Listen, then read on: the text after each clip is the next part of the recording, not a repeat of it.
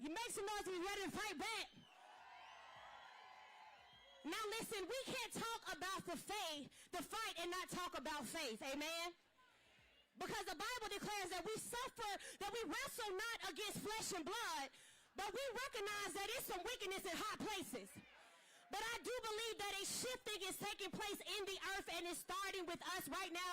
Look at your neighbor and say, it's starting with you right now. So y'all already know we're in the South, so we got to set it off the right way. I am excited to announce and to introduce a man of God who is going to open us up in prayer. He's going to ground us in this moment, and we're going to prepare for the fight ahead. But I think the folks are already ready. Y'all ready? Because we know when we fight, we win, right? There it is. At this moment, join me in welcoming Bishop McAllister. Yes, make some noise for Bishop Julius McAllister as he comes to the stage. Let's go. Keep it going. Keep it going. Lift up a sound one time for the AME church that's here. Let us pray. Our Father and our God, we gather at this moment in salvific history at the Alabama State Capitol, mindful that generations before us marched, prayed, cried, bled, and even died, so that democracy might live and justice might roll down like waters, and righteousness like a mighty stream. We pray now for the state of Alabama and for this nation. Touch every elected official. Move in the hearts of every judge during this uncertain season. Be with every congressional leader, every single legislator, and every person entrusted with leadership. God, we ask of you that you turn hearts toward fairness, equity, compassion, and truth. And even now we ask of you on today, let no law suppress the vote of the people. Let no scheme that comes from high and wicked places weaken the rights for which our foreparents sacrificed. Let no spirit of racism, hatred, greed, or corruption prevail over the spirit of justice and human dignity. Remind every congressional leader and every state legislator that they have been called for such a time as this, in this crucial and critical hour. History will remember not the speeches they made, but the courage they demonstrated, the justice they defended, and the people they chose to serve. This is not a season for silence. This is not our moment of hesitation or walk the slippery slopes of political convenience. This is a moment that demands moral clarity, righteous leadership, and steadfast commitment to protecting dignity, rights, and voices of all people. For the word of God reverberates through the canyons of our souls, where it reminds us, if my people who are called by my name shall humble themselves and pray, seek my face, turn from their wicked ways, then will I hear from heaven, forgive their sin, and heal the land. So we declare and decree that our land stands in need of healing. We declare and decree, heal the divisions that separate black and white, rich and poor, urban and rural. We declare and decree, heal the hatred that still poisons hearts and cloud judgment. Heal the broken places in our democracy, where too many voices feel silenced and unheard. Heal leaders who have lost their moral compass and forgotten that leadership is service. Now, God, as we end this prayer, when we leave this place, remind us that our moral obligation does not end when the prayer is over and the marching is done. Let this march stir within us a deeper commitment to organize, mobilize, and stand together for justice.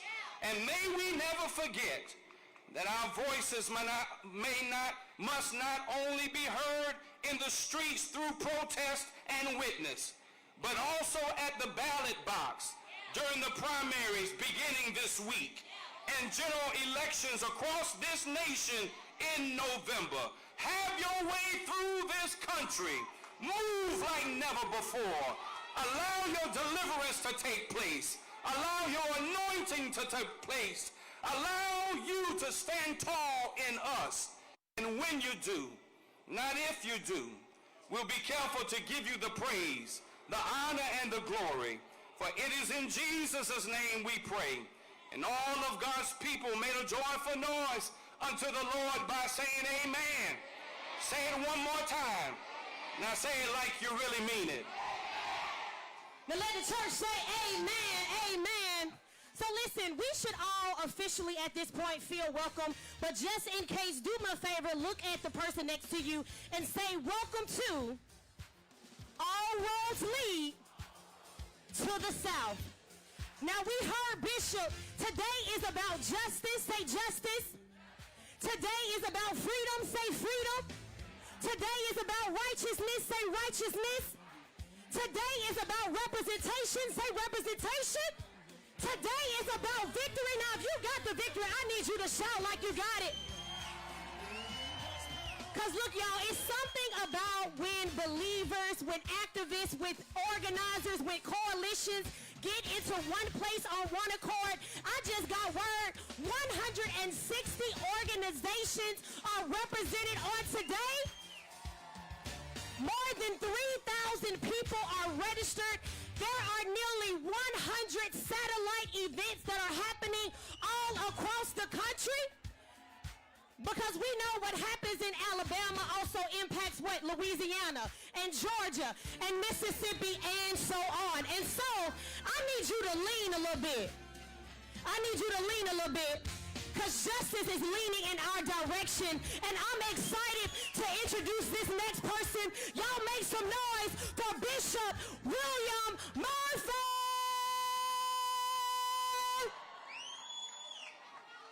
Good morning, family. Let's raise up our national anthem. Lift every voice and sing the words of James Weldon Johnson. Come on, my friend. Let's sing it together. You know the words. Let's raise it up all over this city until they hear it in D.C., until they hear it in the White House, until they hear it in your house. You know the words. Bump your neighbor. Say, let's lift our voices and sing. Are you ready, family? Here we go. Everybody sing. Lift every voice and sing till earth and heaven ring. Ring with the harmonies of liberty. And let our rejoicing rise high as the listening skies. Let it resound loud as the rolling sea. I need the city to sing a song. Come on, y'all. Sing a song. Come on, Montgomery. Dark past has taught us. Everybody sing a song full of the hope that the present has brought us. Facing the rising sun of a new day. What did we come to do? Until victory is won. You know the words to verse number 2. Stony the rod we trod, road we trod, bitter the chastening rod. Felt in the days when hope, in the days when unborn had died. Unborn had died, yet with a steady beat, have not our weary feet. We come to the place for which our fathers have sighed. Here we go. Let's go to the chorus. We have come, sing. We have come over a way that the tears have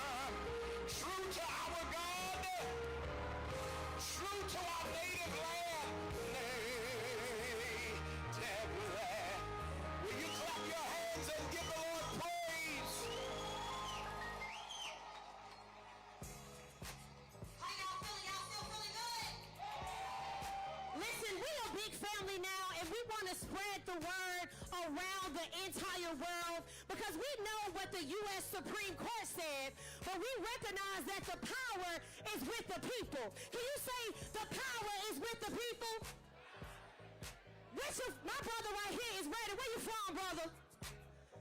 Come on, my brother is from Selma, Alabama.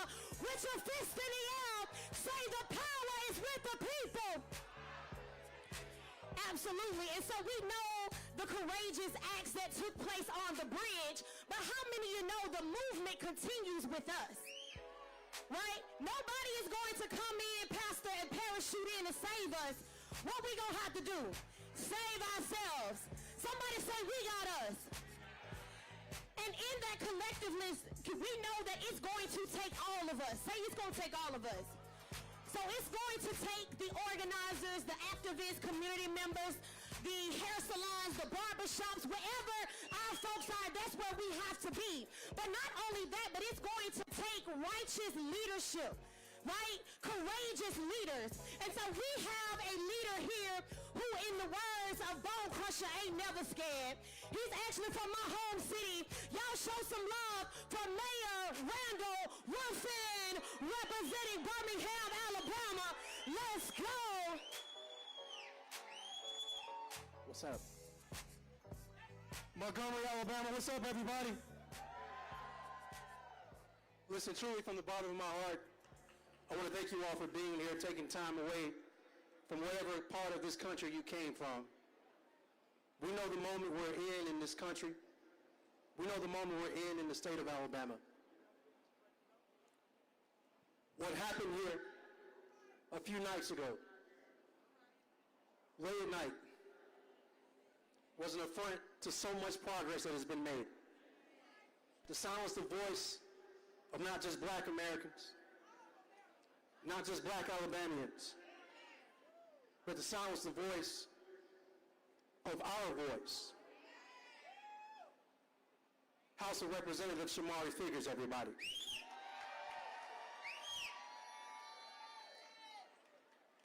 There's never been a moment in this country where when progress was made, someone didn't intentionally try to take us back. We got work to do. We know that the arc of justice, the way it bends, but it requires us to actually put in the work. Yesterday, I knocked on over 20 doors. Yesterday, I spent hours on the ground listening to residents in this state. And what they require of us in this moment is to not take it lying down. It requires us to organize. It requires us to put our tennis shoes on and knock on doors. It requires us to be in every church, in every campus, in every union hall, organizing across this state. The changes we have to see in this state won't just happen if only Birmingham and Montgomery and Mobile and Huntsville show up. Marion, Alabama, Anniston, Alabama, Lowndes County, all of the Black Belt, all of us organizing. Let's remember, we are descendants of real foot soldiers. Foot soldiers, some of them at the age of 10, 11, and 12, who were not afraid of dogs, not afraid of fire hoses. We have to remember who we are. And so, before I give this mic up, I give you my honest, sincere charge to every person that descended on Montgomery, Alabama today. This race, this fight we're in is more than about May 19th. This fight is more than about the first Tuesday in November of 2026. We're in this fight for the long game. And that requires you to not give up. That requires you to know how to fight, not just to fight, but how to fight. And it requires you, this moment requires you not to be silent. It requires you not to give up. It's not only have hope, but to turn that into something tangible.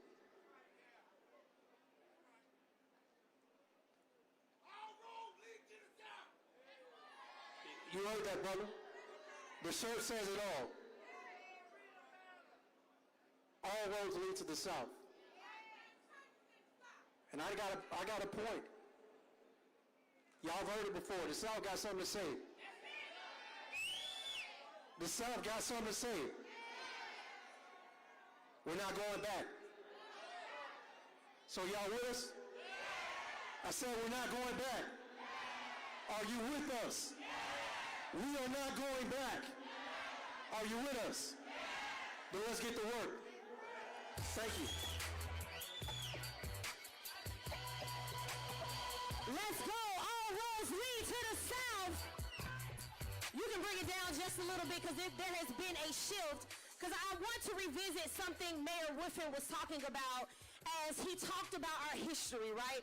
We know that it's important for us to know where we come from so that way we can be very clear about where we're going, right? And so I heard that as they were marching across the Edmund Pettus Bridge, they were singing songs like, "This little light of mine." Let me hear you say it. That's good. And then somebody else said they would sing a song, "I ain't gonna let nobody." Y'all sound good?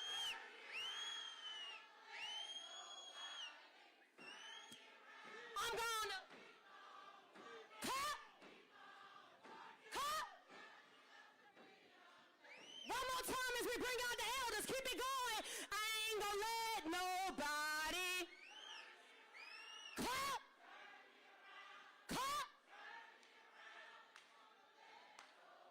Yeah. What you gonna do? All roads lead to the South. All roads lead to the South. Y'all join me in welcoming Cortland Cox, civil rights activist, SNCC Legacy Project, and Doris Crenshaw, CEO and founder, Southern Youth Leadership Development Institute. Y'all keep that energy going. Keep that energy going as our elders take the stage.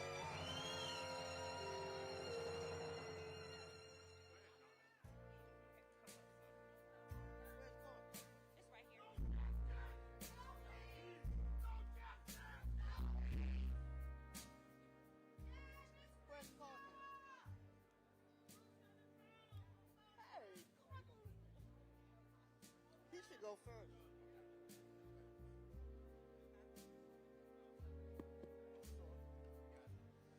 Good afternoon. You ready for the struggle for freedom? What we're going to do? When we used to attend meetings, they would start it out and say, "Why are we here? And what is our assignment?" Do you know what your assignment is? Okay. We want to march on the ballot. We want to register everybody we know to vote. We want to take at least 10 people to the polls and ask those 10 people to take 10 people. March on the ballot. I grew up in Montgomery, Alabama. I was a student of Rosa Parks. Her passion was freedom for our people and registering voters. So since the age of 12, we have been registering voters. And we're going to keep on keeping on. And don't be afraid. Don't be afraid. Stand on the courage of your conviction. And we shall overcome. Hello, everyone. My name is Cortland Cox, and I'm a veteran of the Student Nonviolent Coordinating Committee. I'm one of the people who in 1965 organized the march from Selma to Montgomery. As you know, that is 60 years ago. I was a young person, and I depended on the elders, like people like A. Philip Randolph, and all the people who came before us, because we represented their history. It is now, I am now 60 years past, been involved in the struggle for 65 years, and I'm now pleased to see that the young people, the people like Trey Murphy, people like Dominic Whitehead, people like Phil Agnew, people like Tiffany Lofton, a number of people that you know are now carrying the torch and moving it forward. Because our success will only depend on what you do today. One of the people who was involved in the struggle in 1965 is Annie Pearl Avery, who is at the side. Annie Pearl Avery, Annie Pearl is in the front. Annie Pearl Avery, let me tell you something. When Annie Pearl Avery, I cannot tell you how many policemen Annie Pearl Avery got in their face and confronted them in the 1960s when it was tough. She is a very tough sister. And one of the things that is very important for us to understand is that now these demonstrations are very important, but the fight is a day-to-day fight. And I hope using the young people's energy and strength going forward, we will engage in the struggle every day and not just on demonstrations. We need to be the struggle every day. Thank you. Can I say something? Yes, ma'am. I want to say that at 12, I was one of the young people that passed out the leaflets that Joanne Robinson produced at Alabama State University. And I want to say to you today that we need women and youth energized. Yeah. We need to support our women and youth. And one of the young people that I'm very proud of that came out of Selma and works with me constantly is my supporter Cheyenne Webb Christberg. Yes. She's in the audience. So, I think that was it. Y'all show some love for our freedom fighters, our foot soldiers. So many of them are here, Paulette Roby and other individuals. So listen, as you can see, this fight is multi-generational. Say multi-generational. So another group that we have on the front lines are our legislators. So y'all show some love as our various delegations from all of the states that are being impacted by the gutting of the Voting Rights Act make their way to the stage.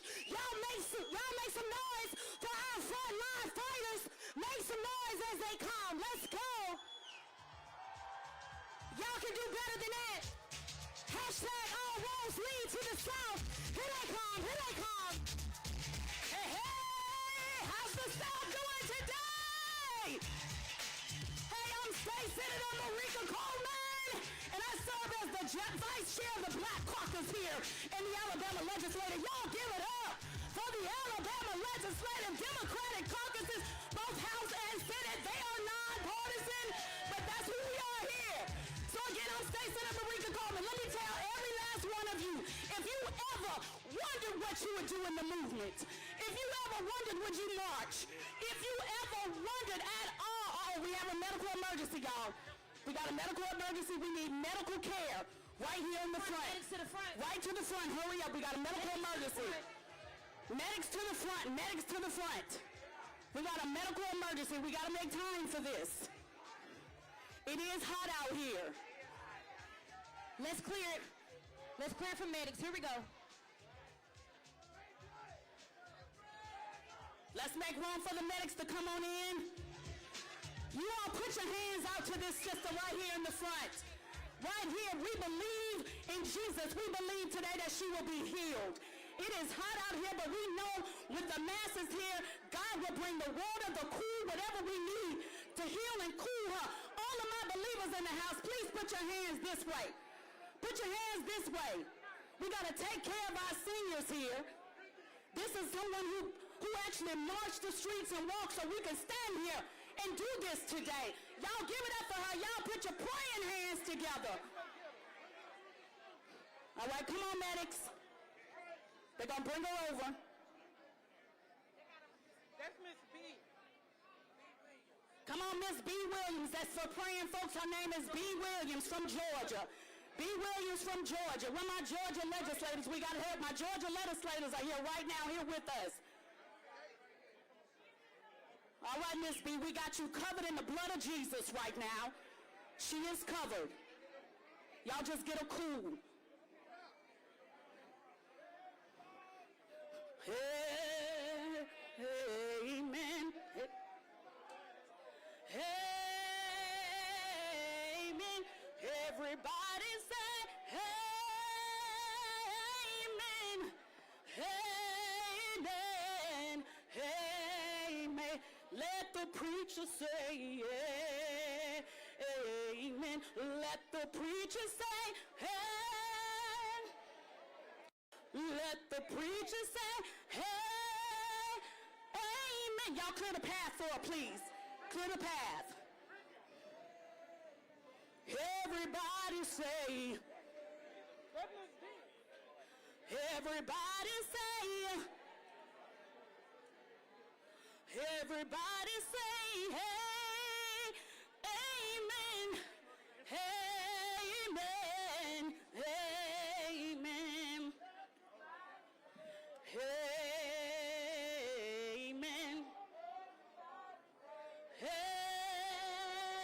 amen. Everybody say, hey, amen. All right. Okay, we need, yep. Keep singing? Okay. Everybody say, everybody say, she's come on, all roads lead to the south. Come on, y'all. All roads lead to the south. She's up. Keep praying, y'all. Amen. Amen. Everybody say, amen. Everybody say, come on, y'all. Come on, Miss B. We got you covered, Miss B. In the name of Jesus. Come on, Miss B. Amen.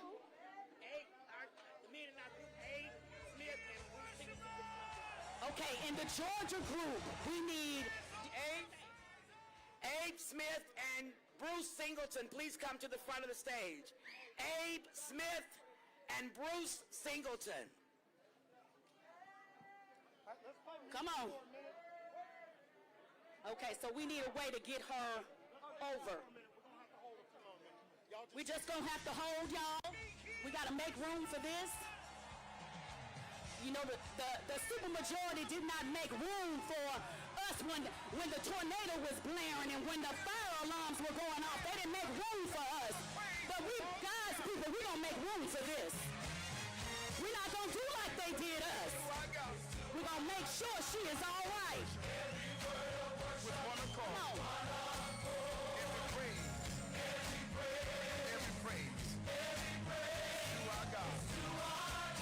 It sounds like y'all know this one. It sounds like you know this one. There we go. Let me see your fans in the air. Put your fans in the air. From side to side. Let's go. Every praise. Let's go. Fans up. Fans up. I see y'all back there. Let's go. One time for the outros. Let me hear you sing.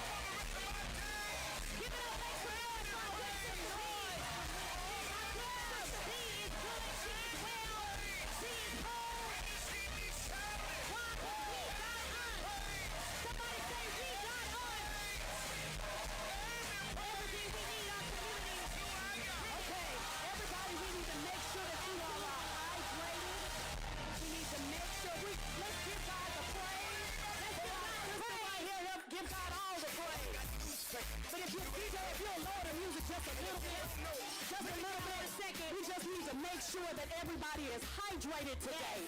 I know we freedom fighting today, but we got to make sure we got protein in our body and we got water in our body. We have hydration stations all throughout the footprint. We have hydration stations all throughout the footprint. We'll talk about partners, fair fight. We have water stations all throughout the footprint. So check on your neighbor and say if you're good. Ask them if they're good. Are you good? Are you good? And you all need to watch as the vehicle comes through. We don't need anybody else hurt today. We want all of our freedom fighters on the battleground today. There she's coming. She's coming. Y'all please give God a hand clap of praise. Woo! Hey, hey! All right, I don't know how we get on back after that, but we're going to get on right on back in it. So again, I'm State Senator Marika Coleman. I have the pleasure of serving as the Vice Chair for the Alabama Legislative Black Caucus. Give it up for the Alabama Legislative Black Caucus, the soul of the Alabama legislature. So we're here collectively today along with our sister states in the struggle. And what we're here to tell you today is that if you ever wondered, I'm looking at the mass of ages. I was born in 1973. And sometimes I've ever wondered, what would I have done if I would have been present and alive during the movement? Would I have marched? Would you have marched? Would I have participated in a boycott? Would you have done that? Would I be one of the lawyers that's filing those lawsuits? Would I be a freedom singer, singing and moaning for the movement like my grandfather? We're here to tell you, you don't have to wonder anymore. You don't have to wonder anymore. This is our time right now, and we are fired up and ready to go. So when I say fired up, you say ready to go. Fired up! Fired up! Fired up! Fired up! All right, ladies and gentlemen, I'll give you now the chair of the Alabama Legislative Black Caucus from Mobile, Alabama, Representative Napoleon Bracey. Power to the people!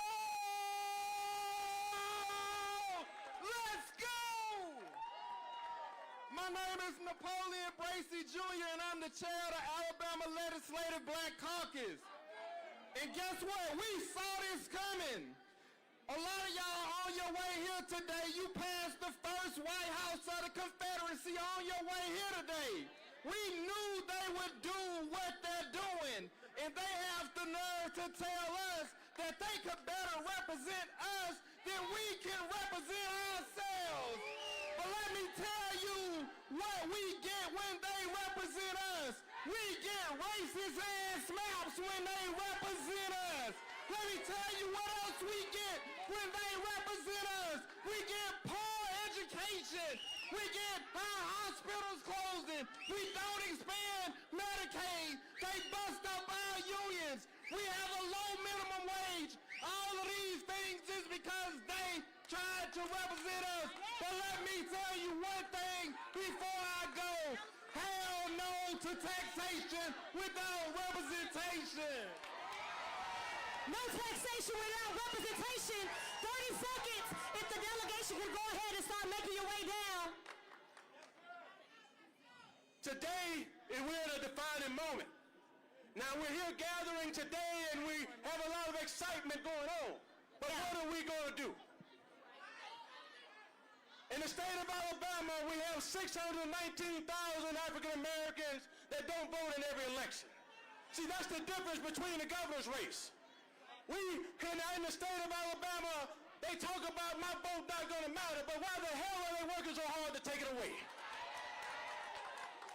So, I got two messages for you today. Let's not sit down in November. Let's vote every time the polls open. Let's have an economic strategy. Let's support businesses that align with us, and let's support black businesses in the state of Alabama. Every movement begin and end with an economic power. So what are we going to do in November? Vote. Thank you, and God bless you. Hello, hello, hello. Montgomery, make some noise. I am the one, the only state representative, Wonderland Devan. And let me just tell you before they take the microphone, I need you all to understand that we are standing on holy ground. Say holy. Holy. Holy. We are standing on the ground that black hands helped to build. Say holy. Holy. Holy. Holy. We are standing in a place where our ancestors once stood. Say holy. Holy. And we are standing in a place that we will not allow them to take us back. Say we are not going back. We're not going back. We're not going back. We're not going back. We're not going back. We're not going back. I Make am some State noise. Representative Wanda Lindley Gavan, and I did approve this message. Let's go. Make some noise if you're not going back. Speaking of not going back, we are moving forward.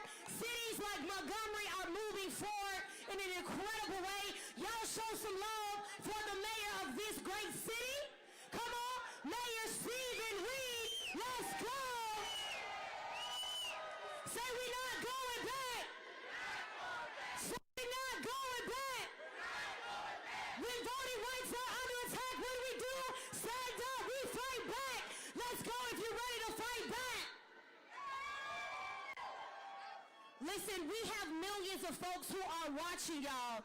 Look around and say, all eyes once again are on the South. Because we know the South has always been the battleground. But what I love about the South is we always meet the moment. Because we ain't never been scared. We always stand up. We always fight back. We always come together. And we always win, ain't that right?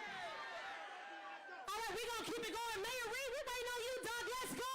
Montgomery, y'all show him some love. How you doing? How's everybody? Welcome to the place where it all started. 1955, the birthplace of the modern civil rights movement. We are here because of them, and we will continue to be here because of them. And the next generation will be here because of us.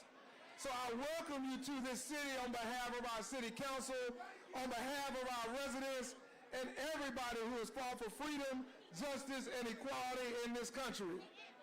It was just 61 years ago where a pastor by the name of Dr. Martin Luther King Jr.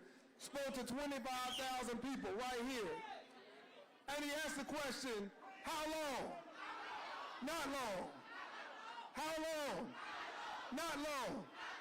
Because truth, crushed to the earth, shall rise again. And no lie can live forever. But it's up to us to make sure that we call the truth for what it is, and we call the lies for what they are. We're here in Montgomery not at a stopping point, but at a starting point. We are here in this city because of the spirit, because of the courage and the commitment of our forefathers and foremothers who got us to this point. The most multiracial, multicultural, multi-generational America that exists will not be silenced because of a select few that want to take us back. So we have come too far to turn back now. And we aren't going to let nobody turn us around. And so we are here with the spirit of those who have led, those who have bled, those who have fought, those who have kneeled, those who have pushed back, those who have sat in, those who have stood up, and those who have spoken out. So I welcome you to this city where history is always on top of our minds, where we are living history. But we have to make sure that we don't just end right here today. This has to go through Tuesday, primary day. We have to vote, we have to invest, and we have to partner and collaborate with those that partner and collaborate with us. If they do not share our values, if they do not share our vision, then we should not share our money. We should not share our actions.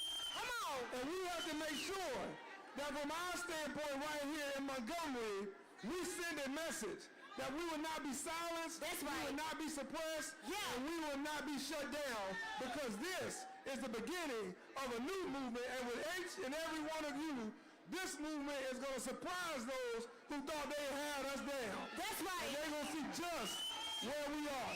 That's so right. know that, welcome to this city, and let's continue to go back to your cities and your communities with this energy. Let's vote, let's invest, and if need be, let's boycott and let's sit in and do what we have to do to get our message through to this administration and those that support it. Thank you. Welcome to the Gulf. Let's go, Gumptown! Listen, Mayor said we gotta vote, because we know that when we vote, we really do win. And shout out to the folks that were fighting for representation in Congressional District 2. Black folks, all folks showed out, and we were able to get equitable representation. Now, while the Supreme Courts and the courts are trying to erase our voice, they're trying to silence our voices, we ain't gonna let them. Look at your neighbor and say, we ain't gonna let them. And so here to talk a little bit more about the Allen versus Milligan case, I have a few plaintiffs. Y'all show some love for Kadita Stone along with Evan Milligan. Let's go. Yeah. We actually we got three of them. How y'all doing? Everybody say 1, 2, 1, 2. Yeah, I like the energy. Kadita, set us off. Yeah, so as y'all know, we proved in court that Alabama was racist in their maps, and we were able to win a 2nd congressional district, and the news that we found out of what they've done now is absolutely wrong. And as you know, our governor called a special session last week, but let me tell you what she ain't talk about. So she ain't talk about expanding Medicaid for everyday Alabamians. Mind you, we 1 in 3 states that don't have Medicaid expansion. Okay, she ain't talk about those rural hospitals that are closing, that's causing people in Alabama to drive an hour away to receive medical care, okay? She ain't talk about she ain't talk about why we got the highest power bills in the Southeast. We can fix that. We can fix that. She ain't talk about why we're the third highest state in the nation for maternal mortality rates for black women. She ain't talk about that. She ain't talk about why 50,000 Alabamians just lost SNAP benefits 2 days ago. She didn't talk about none of that, okay? And you know what? She also didn't talk about Lowndes County. She ain't talk about the issue of Lowndes County where people are drinking their sewage water and we can't get that fixed. So she doesn't care about the quality of life of everyday Alabamians. Instead, she decided to take away our black political power to choose who we want as representatives. And one thing I know to be true is that when we do not have a seat at the table, we are on the menu. So let's get out and do what we gotta do. When we fight.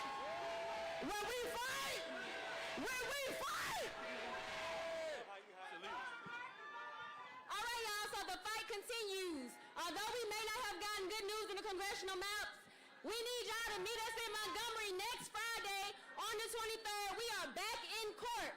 So we want y'all to help us pack the Vance courthouse. We are not going down without a fight.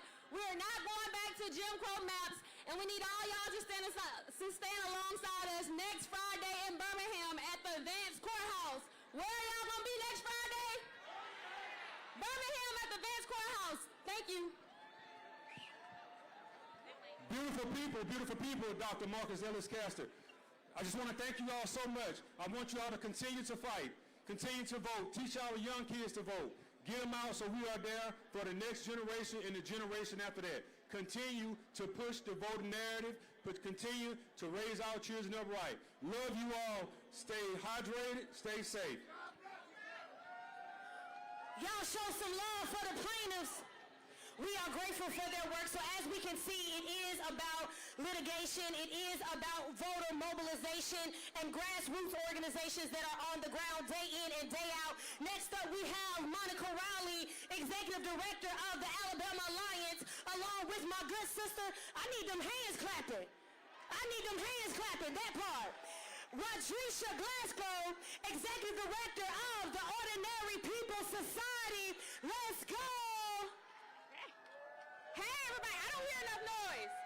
There we go. That's a little better. Hi, everybody. My name is Monica Riley, and I'm the Executive Director of the Alabama Alliance. And we're going to take just a second to go down memory lane. So 61 years ago, a tired man stood on these very steps behind me. He had just walked 54 miles. The state of Alabama had done everything it could to stop him. And when he finally stood his ground, right where you are, he looked out at the people who had marched through tear gas, water canyons, state troopers, and he asked a simple question: how long? And then he had a revelation, and this is a part that isn't spoken about quite often, but he remembered that strangely, the climatic conflicts have always been fought and won on Alabama soil. There we go.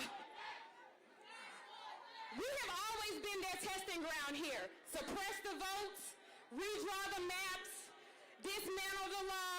That's their entire playbook. They keep running the same play because they don't have another one. That is not power. Hear me say that is not power. That is being a coward. If Alabama can be used to test drive attacks on our democracy, then Alabama can be used as a blueprint for resistance. If they can organize to take power, then we will organize to protect it. And so I want to talk just a moment to the everyday people who are here, not the staffers, not the lobbyists, the everyday people who realize that I may not know all of the details, all of the bill numbers from last week, but I don't need to know that something is wrong. I don't need to know that suppression is here. You don't have to work in politics. This movement belongs to the people. That's right. It belongs to the people that we love back home. It belongs to the parent that has to choose between gas in the car or groceries on the table. The teachers fighting like hell to make sure our babies can still learn the truth. The neighbors who organize because their communities deserve safe streets and clean water. These are not radical ideas. This is what the American promise is. So these same people are betting that y'all feel too tired, too overwhelmed, and too small to act. But don't prove them right. In this very spot, our ancestors many decades ago had the same fight. And we're coming back to you to say we are not going back. Say it with me. Thank you so much. I'm going to pass it over to my sister Rodricia now. No justice! No justice! No justice! As I look across this great state of Alabama, I see folks from New Orleans. I see people from Miami. I see people from Mississippi. I see people from Georgia. I see people from New Jersey. Holla if you hear me. I see people from New York. I see people gathering in this great state. And as we came, I remember, Monica, over 5 years ago, we talked about what redistricting meant to our community, meant to our taxpayers, meant to our sisters and brothers. And as we began to organize and strategize, we once dreamed about a vision that I'm seeing right now go all the way down the streets. And I want to remind you on today that there are organizers across the state, grassroots movements who are counting on you. There are people that have strategies in place, from Alabama for Deanna, from Alabama Values to Black Voters Matter to TOPS to AEPN to all of the coalition space that are counting to you to get out and vote on May the 19th. Let's not let this moment slip us by. If we have not done our duty and got out there to vote, then we must push each other to the polls, right? We must encourage each other to the polls. We must keep our heads up to the polls. That's right. God bless you. God bless you. I'm Rodricia Russo, Glasgow, the Ordinary People Society, and that's what it is. Y'all make some noise. Somebody say we're not going back. Next up, we have Tiffany English representing the Southern Poverty Law Center. SPLC is in the building. Our Alabama State Director, along with my good sister, Jatan Gilchrist. Y'all show some love, representing ACLU of Alabama. Let's go. What's up, Alabama? Listen, it is so good to see my people, the people. It is so good because this state and this country will not forget the voices of the people. Let me hear you say one time, we're not going back. We're not going back. Southern Poverty Law Center has spent over 55 years advancing democracy, working to elevate the voices of those in our community. Let us not forget that in this state, we were the catalyst the Voting Rights Act. It was the sacrifices of our elders, the foot soldiers, the young people. It was an intergenerational movement. And you know what they all had in common? They didn't wait for permission. They didn't wait for permission. They did it. And so now, here we are. My good sister Monica said it. The same tricks, the same playbook. But you know what they're counting on? They think you've given up hope. They think that they don't hear, that you haven't voiced your concerns. They think that you're not here. Are you here? Are you here? Let me hear you say again, we're not going back. Now, let me tell you what's at stake on May 19th. And when I talked about our elders, they did this for all of us. And so we are here to realize the multiracial democracy that they envisioned for us over 60 years ago. They saw it and they want to obtain it. I hope you see it, because if you see it, it is yours. It can be yours. So on May 19th, regardless of what they redraw, regardless of the special sessions that they call, you are going to get to the ballot box in Alabama. You know why? Because what's on the ballot box? Food insecurity. Whether or not we'll be able to feed children in the next 12 months. Education. They're trying to erase our history as if it never happened. That means that erases your legacy, your lineage, as if it never happened. Water infrastructure is on the ballot box. We have communities who have to drive 20 miles, pick up water, go home, boil it to filter it just to live. That is not the Alabama I call home. We thrive in Alabama. So when I say we're not going back, say we're not going back. We're not going back. And we will not give up. All right, good afternoon, community. I see a beautiful crowd before me. I'm Jaton Bosby Gilchrist, the Executive Director of the ACLU of Alabama. We've been on the front lines of this case, working on Milligan v. Allen with our good partners from LGF and NAACP v. Allen, redrawing the Senate district lines. Let me tell you, what has happened in this state house is not unfamiliar. It's deeply familiar, particularly to black folks, because when we build black political power, there's always going to be a backlash. So today I just want to tell you three things. Somebody say three things. I'm talking to you about power, resistance, and responsibility. Somebody say power. When I talk to you about political power, you have to understand that it takes all of us. It takes the black folks, it takes the immigrants, it takes the Latinos, it takes the LGBTQ folks, it takes trans folks, it is all of us. And when we build that power, that's when they get scared. Somebody say resistance. See, we are 61 years removed since they made that trek from Selma to Montgomery. We're 65 years removed since those young folks rode on that bus. We call them the Freedom Riders. And we're 62 years removed since that Freedom Summer, but I'm seeing a resurgence of that resistance. What we have to understand is we have that power. You are in the mecca of what resistance looks like in this state and in this country. So we got to understand what white supremacy is. I'm talking about white supremacy. I call this white man's or white supremacy's last stand. Because what they're trying to do, they do it through tactics. They do it through procedures. They try to say it's something different, but we know exactly what it is. And the last piece I'm talking about is responsibility. What is our responsibility? Our responsibility is talk to our people. Understand what is there. We are the most powerful messengers to our people, to show up at the polls and make sure people are coming. And the last piece is understand what our power means. Power, resistance, our responsibility. Let's get to work, folks, because the power lives in the people. Let's go. Power to the people. Next up on the stage, y'all show some love for Rakeia Clinton representing Mississippi. Come on, Mississippi. SPLC is in the building, along with my good sister Rakeia Lumumba, director of Mississippi VRA Rapid Response Coalition and M4BL Action Fund. Let's go. All roads lead to the South.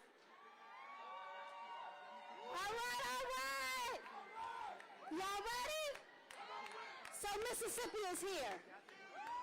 Mississippi is here, so let me just say a few things. Mississippi has always been more than a battleground. Y'all know that.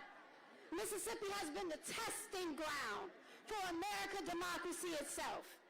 Every major fight for voting rights in this country carries the fingerprints of black Mississippians who raised their jobs, who risked their safety, who risked their lives to make democracy real.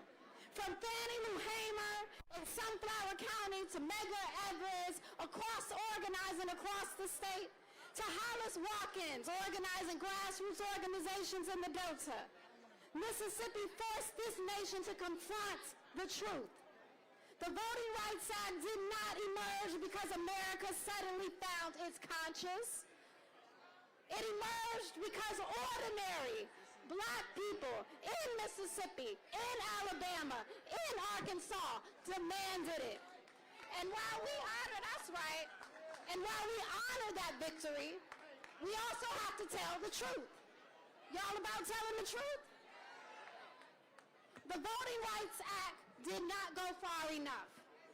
And we have an opportunity now to push it to where it needs to be. Because access to a broken system is not the same thing as justice. Do we agree? So we are still fighting. We're fighting systems where black communities make up nearly 40% of communities of the state, but political power and resources remain concentrated in the hands of the few.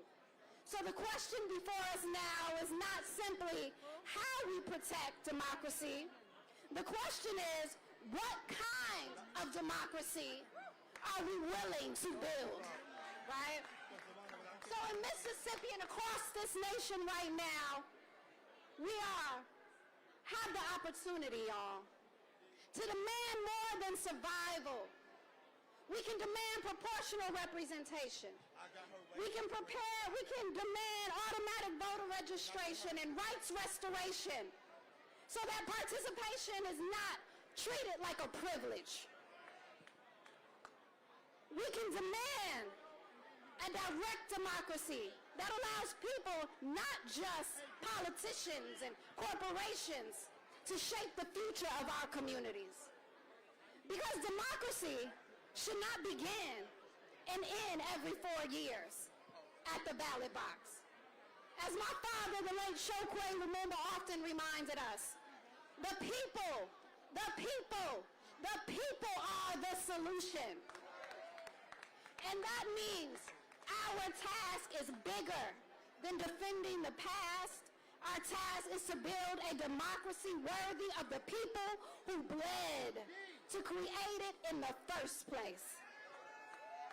Mississippi can once again lead this country forward, not because our struggle is small, but because our vision is big enough for all of us.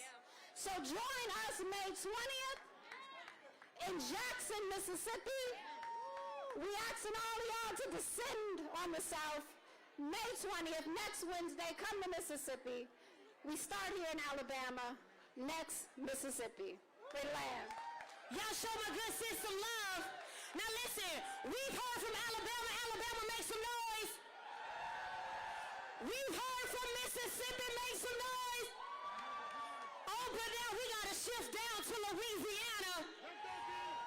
Listen, we're going to hear from my good sis, Sister Smith, who's going to talk about the implications of Louisiana versus Calais. Does that sound familiar? Because we know what has happened in Louisiana has impacted us all across the South. Ain't that right?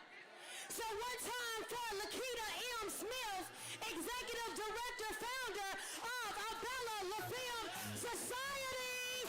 Let's go! Louisiana, let's go! Alabama!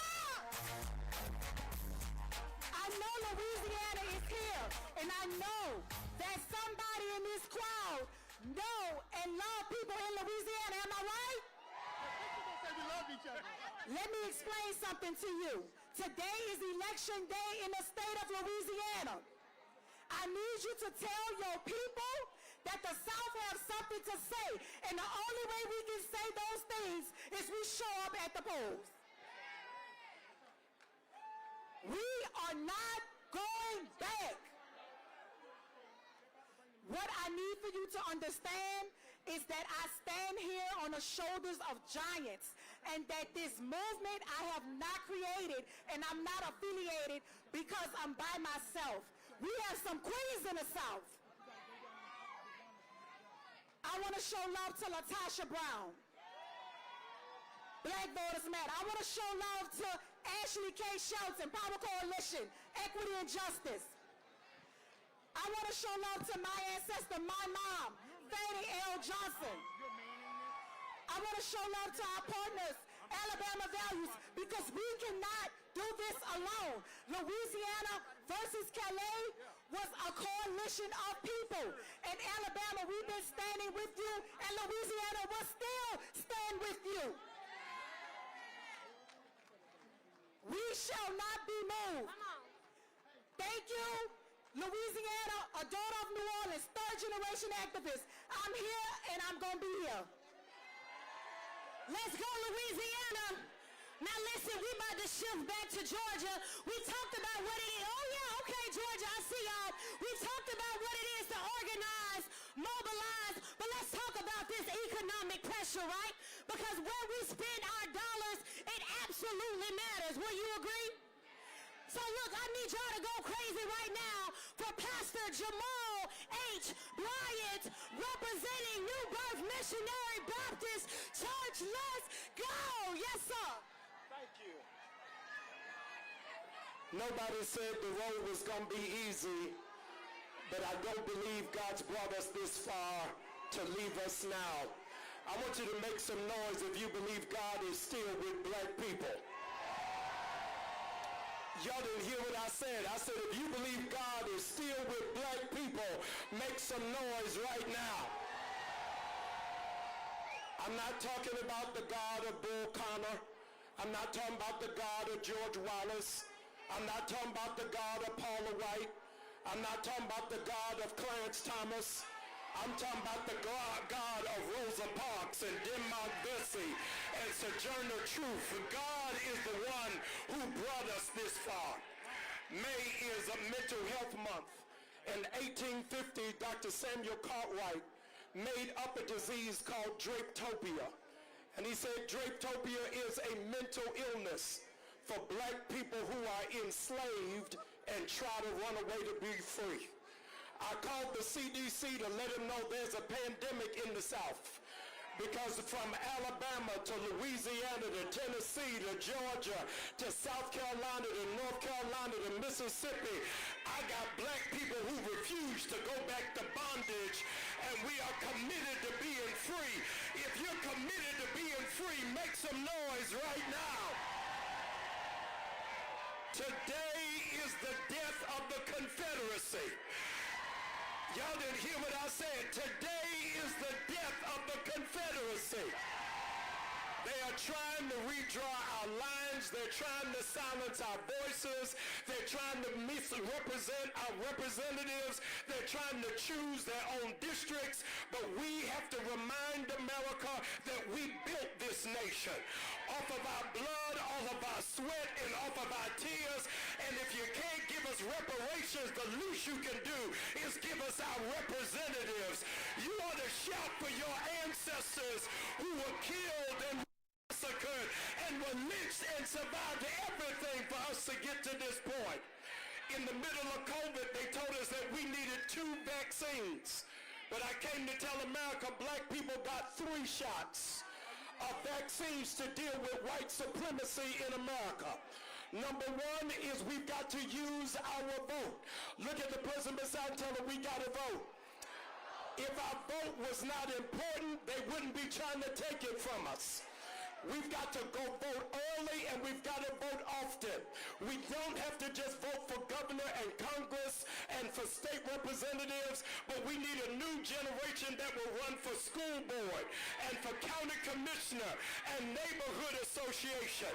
I am tired of us just letting older people die with the torch in their hands. It's time for the new generation generation to take over, would you please shout for the new generation of leaders that are coming forward? 635,000 young people are missing from the polls, and we need to stand up and vote. This is also the 60th anniversary of the Black Power movement, and so because of that, lift up your fist right now and shout with me. Say it loud. I'm black and I'm proud. I'm black and I'm Say it loud. Say it loud. I'm black and I'm proud. Black and I'm proud. Go vote somebody. Let's go. One time for Pastor Jamal Bryant, y'all. Now look, we are in Georgia, but I gotta take it back one time for Mississippi. I introduced the bad sister earlier. She is ready. Y'all show some love for Wakenya Clinton representing SPLC. Let's go. All right, all right, all right. Where my Southerners at? Where the Southerners at? When they say a people united will never be defeated. A people United will never be defeated. A people united will never be defeated. Hey y'all, let me tell y'all something. Let me tell y'all something right now. I came all the way over here from Mississippi. I took the 4-hour drive. I hit that 80. And let me tell you what I saw. I saw promise and absolutely opportunity. And let me tell you why. Because everywhere I looked, I saw us. I saw people caravanning across this place, to this place, in the name of democracy and freedom. This is for all the organizers, all of the students, the marchers, the activists, the advocates. Our time is now. Jim Crow wants to be alive so bad, y'all. He want to come back so bad, y'all. But let me tell you something. He ain't ready for what we got for him. He ain't ready for the people of the dirty South, the people from Mississippi, the people from Alabama, from Georgia, Louisiana, South Carolina, Tennessee, Texas, all of us. We come here today in front of this building, the Temple of the Confederacy, to declare and deny the fact that we, the people, our voices will always be heard. We're not taking this lightly, y'all. They're coming for our maps because they're scared of our power. Say, we are the power. We are the power. You cannot erase us. You cannot erase us. Yeah? You cannot erase us. I don't care how many lines you draw. I don't care how many maps you put forth. That's right. The people will rise up on November the 3rd and make sure that our voices are heard. The time is up, and the time is now. Let's go. Fight all the way. Y'all show me love for my good Don't forget, join us in Jackson. This just the beginning, Alabama. Yeah. See y'all on May 20th in Jackson. The people united will never be defeated. Next up, representing Georgia, y'all show some love for Eric Polk, Chief of Staff, Pro Georgia. Let's go.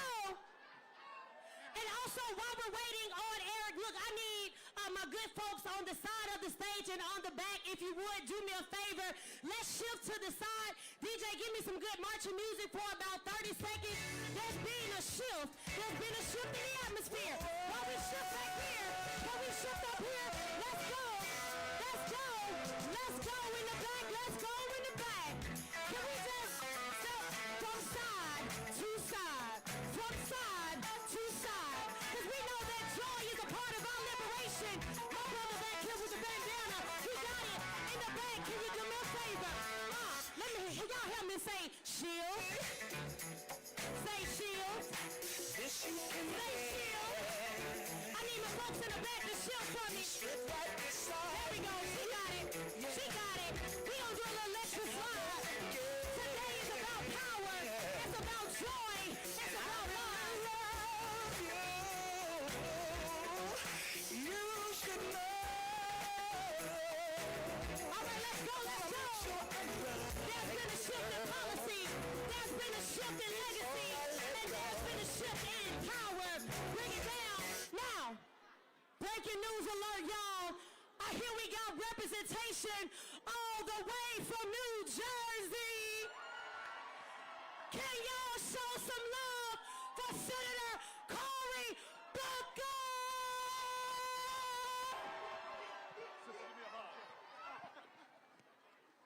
All right, Montgomery. Now, what is a northern boy doing here? It's because all roads right now. Let me hear you say it again. All roads. I am a young man that remembers where I came from. We all must remember now that this is sacred civic soil that we are standing on. They told our ancestors that democracy could not grow here, but with their hands and their toiling in hot sun and dark nights, they planted the seeds of the fruit we now enjoy. We are here on sacred soil to remember those who fought for us, struggled for us, endured for us, never gave up on us. We are our ancestors' wildest dreams. We are the answer to the prayers of those who came before. But we also stand here with the understanding that the freedoms we inherited from our ancestors, they're not possessions for us to hold. They are rights that we hold in trust, that we were given to be stewards of. You see, a lot of people are drinking deeply from wells of freedom and liberty that they did not dig. They're eating from banquet tables prepared for them by their ancestors, sitting back, getting dumb, fat, and happy and comfortable. This is one of those moments where we understand that our blessings come with obligation. There is no liberation without obligation. Because if we in our generation do not now do our duty, we will lose the gains and the rights and the liberties that our ancestors afforded us. Now is our generation's time to prove worthy of the blessings. Now is our generation's time to respond to the assaults. You see, we have seen this before, where some people in black robes try to deny or take away our rights. We saw it with Dred Scott. We saw it with Plessy versus Ferguson. We even saw it with Korematsu. But the solution in those days was not to sit back and agonize. It was to stand up and organize and mobilize. Because we still live in a democracy no matter how much they try to undermine it. We still live in a nation where the power of the people is greater than the people in power. We still live in a country that when we fight, and so this is the call of our moment. This is, in fact, a civic altar call in this moment. We're calling all those people in America who have not lost faith, who understand that true hope is never letting despair have the last word. This is a civic altar call for those people that don't simply sit back and treat democracy like a spectator sport.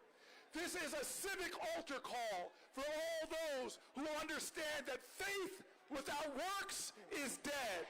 This is a civic altar call for all those people like me that understand and were taught that weeping may endure through the night, but we will bring on the joy tomorrow. You see, Martin Luther King said it. He said it's not going to be long, but I'm going to tell you.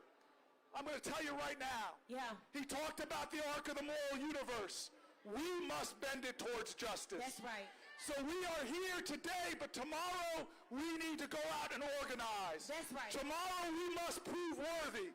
Tomorrow we must do the work to answer the altar call and say collectively, here I am, here I stand. Yeah. Take someone's hand and say like our ancestors did and make it true.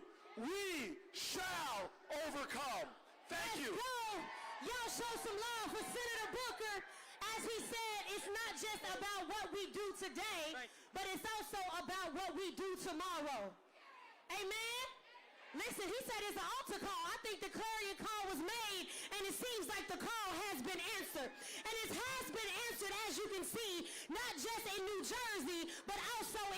Georgia. So join me in welcoming Eric Polk, Chief of Staff for Georgia. Y'all make some noise. Along with Portia Miller, she serves as an organizer for Black Lives Matter Grassroots. We got Christopher Bruce, Policy Director of ACLU of Georgia. Y'all show some love for Georgia as they call.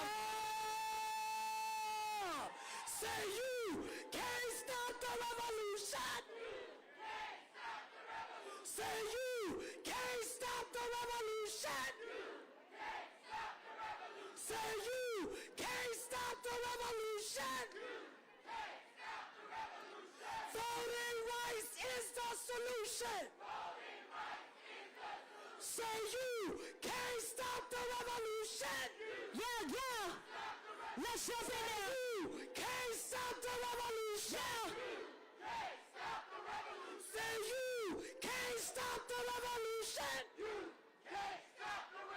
Yeah. Voting rights is the solution. Voting rights is the solution. No justice. No peace. What up, Alabama? It feel good to be home.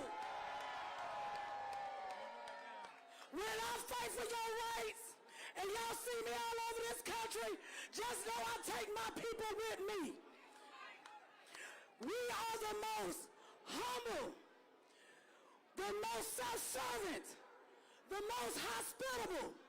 But we do not take a fight laying down because we will fight on our backs. They are trying to take us back. That's right. They started in Tennessee. They started in South Carolina. They started in Louisiana. And now they're trying to come to Georgia. But Georgia, I'm going to tell y'all something. The South got something to say. So meet us at the Capitol, June 17th, special session. Because what do we want? Voting rights. What do we want? Okay, you're free. When do we want it? What do we want? When do we want it? Now, if we don't get it, Shut it down. If we don't get it, Shut it down. If we don't get it, if we don't get it, Shut it down. we about to shut it Down. Let's go. Black Lives Matter Grassroots. Next up, we have Christopher Bruce, Policy Director of ACLU of Georgia. Hello, Alabama. Hello. 1 second, sis. Right here. Go ahead, Chris. Alabama, what's going on? I can't hear y'all, Alabama, what's going on? What? Look, history has brought us here again. This isn't the first time all these black people have come in front of this Capitol. Last time they were coming for your rights. And what happened? When we fight, we what? When we fight, we what? When we fight, we what? Look, there are people in this country who are trying to silence your vote, right? Now, they try to silence your vote, which means they try to silence your voice. When they're trying to gerrymander your lives, that's gerrymandering your future. What are we going to do about it? We're going to fight. What are we going to do about it? We are going to win. Why? Because we're not the descendants of losers, right? That's right. We're descendants of winners. Yeah. Right? I've never heard of black history or losing history. Black history is the history of people who've been empowered to change this nation. Okay? I come from Atlanta. You know what they say? Atlanta influences everything? Hey, you black people influence everything. Especially this nation right here. Yeah, we got about 15 more seconds. There you go. Yeah. So while the court blew a hole in our voting rights, okay? While they opened the door across the South for attacks against black people. Preacher, how you feel it? They're up here. They're not attacking. Yeah. They're going to win. Yeah. Okay? So let's go. I'll see y'all on the finish line. That part. Let's go. Let's go. Now with 30 seconds left, I got a state representative here from Georgia. Make it real quick. Don't make it long, but make it strong. We just want you all to know that Alabama, we come from Georgia to support you. Let me hear Georgia in the house. Yes. That's right. We come to support you, and we know that you will support us when they call us back in on June the 17th. We are all in this together. That's right. Peace. Peace peace and love. Thank y'all so much. Show some love for Georgia. Now, we know that they have a special session coming up, so it's going to be important that we're continuing to support each other because voting is a part of the strategy, but also, you know, flipping over tables also got to be a part of the strategy. Will you agree? I'm reminded of two words, good trouble. Say good trouble. Now, we got some folks down in Florida, y'all making some good trouble. Y'all show some love for Juanica Fernandez. Okay, hold on, wait a minute. They said I gotta put some respect on it. If you from Florida, I need your hands up right now. If you ready to make some good trouble, I need your fist in the air right now. As we bring out Juanica Fernandez, Executive Director of State Voices Florida, y'all show some love. Shanae Jackson, Organizing Director for Florida for All. And last but not least, we got our good sister, Representative Angie Nixon, representing the House of Representatives. Let's go! My good says this is unconstitutional. Hey! Wow. Man, y'all look good. I'm so excited to be here. My name is Juanica. I'm the Executive Director of State Voices Florida, and I'm just so excited to be here with each and every one of you guys. This is a transformational space to be in. And first off, I just want to thank y'all for having me because can you guys hear me? Can they hear me? All right, awesome. I have to say, as a country girl, it feels really good for us to be recognized here in Florida as a part of the South because normally we get a bad rap like we're not in the South. So thank y'all in advance. But Florida's not all sunshine. What's happening in Florida is deeply Southern. It's deeply American, and it's deeply connected to the same fight communities in Alabama have been fighting for generations. In the same place where we consider that there's a lot of beaches and tourism, we are fighting the same fights that you guys are here today. And I just want to let you guys know that because suppression has evolved, that means organizing has to evolve too. Their attacks have been coordinated, and so we want to be coordinated as well. And that's why we thought it was really, really important to be here with you all today, because it's never been just about one election. It's been about more than that. And voting rights may have been weakened in courtrooms, but that spirit is still alive in our communities today. So with that, I just want to say thank you all for coming out. Thank you for having us, and we hope that we can continue the great work that you're doing here in Alabama. Get it, Juanica! Get it, Juanica!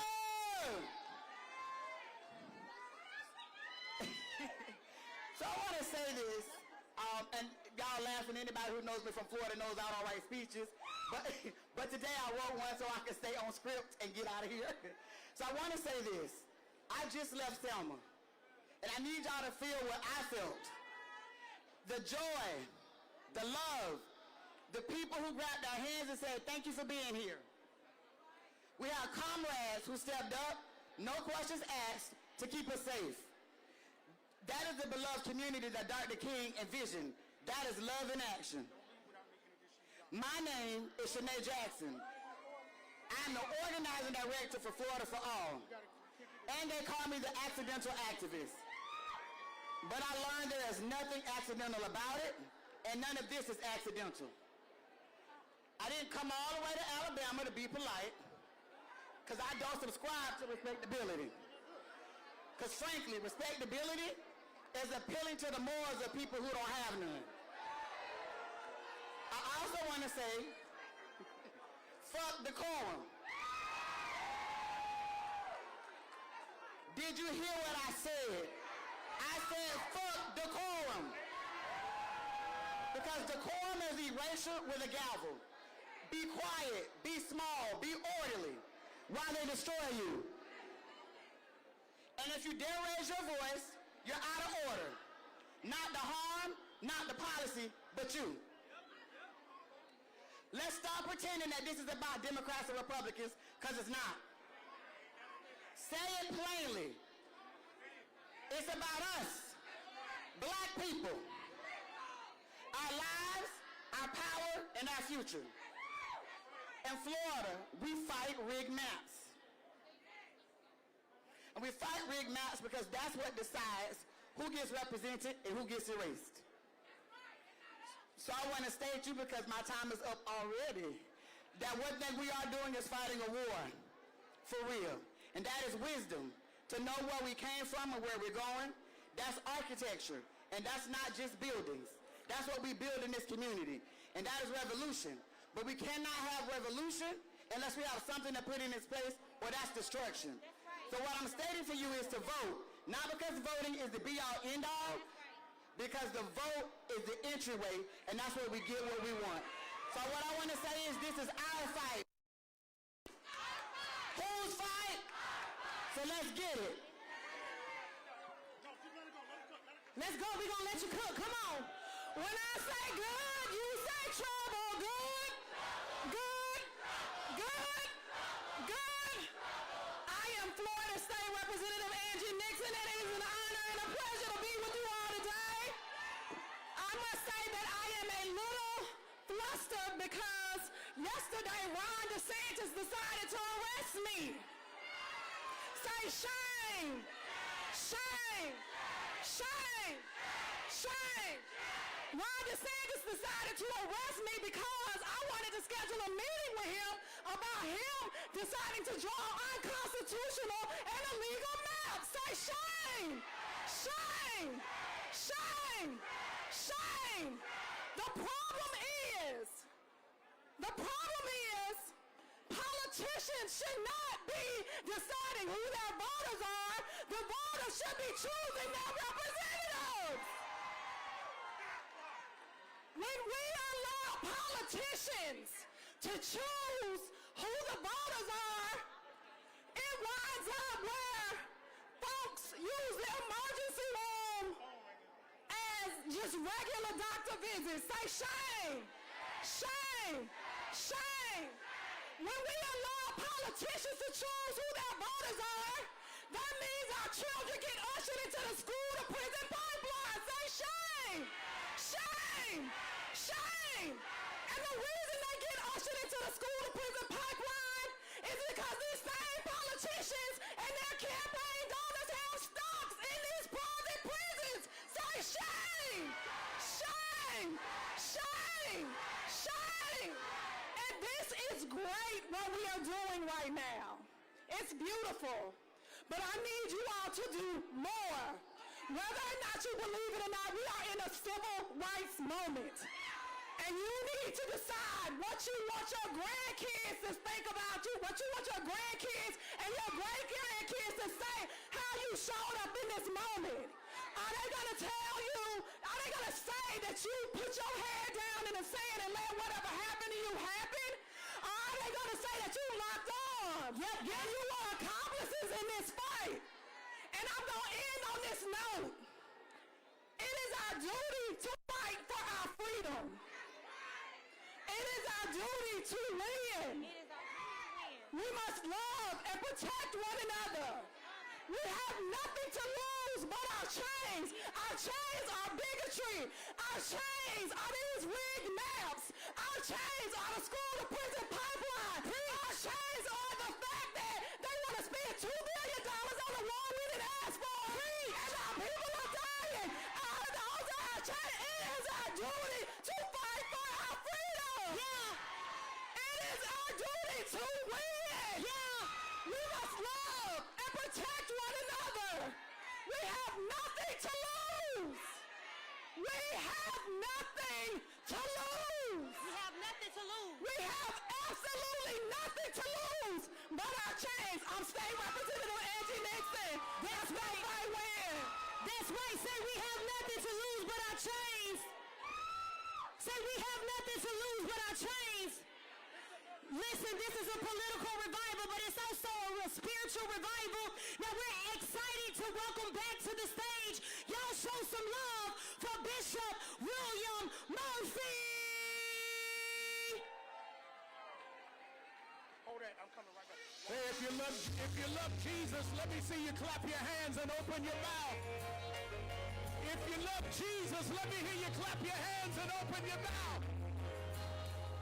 The Lord is my light and salvation. Whom shall I fear?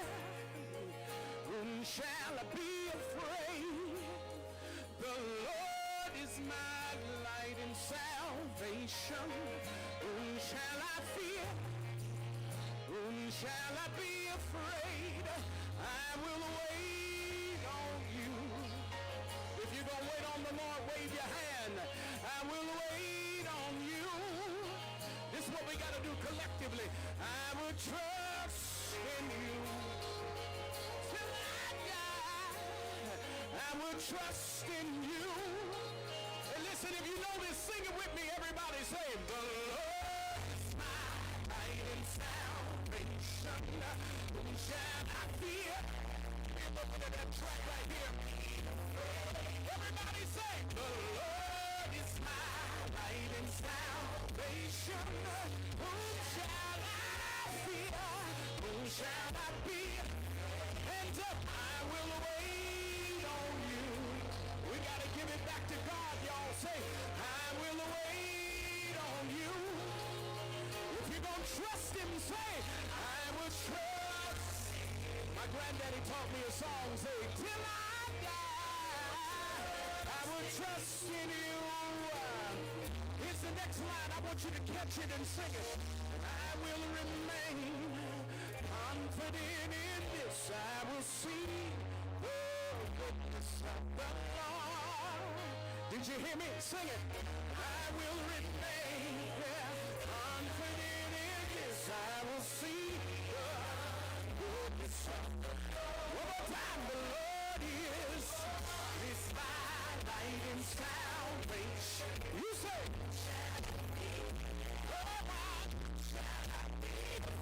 I see you over there. The Lord is my light and salvation. You say, who shall I be afraid? Everybody, I will wait on you.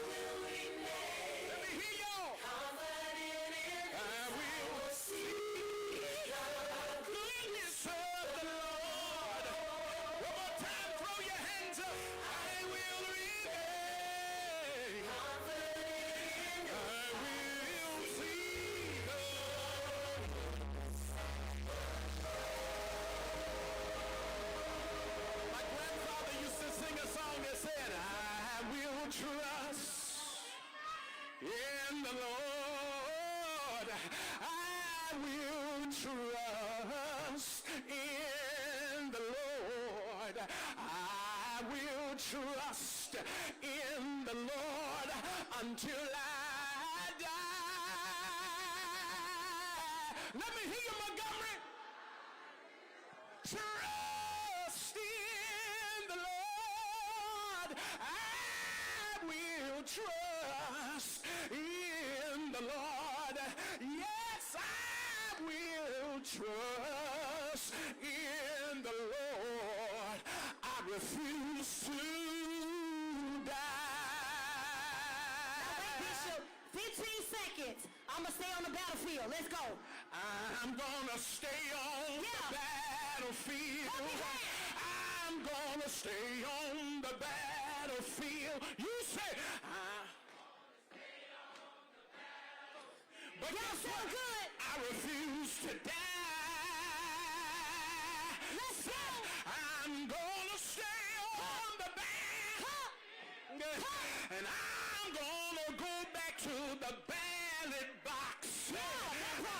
I'm gonna stay on the back, but I refuse to die. Yeah. Let's go. Now speaking of the battlefield, I got 3 bad sisters that's been on the front lines of the battlefield all the way from Tennessee. They did their thing in the legislature, y'all. They've been fighting for voting rights, for environmental justice.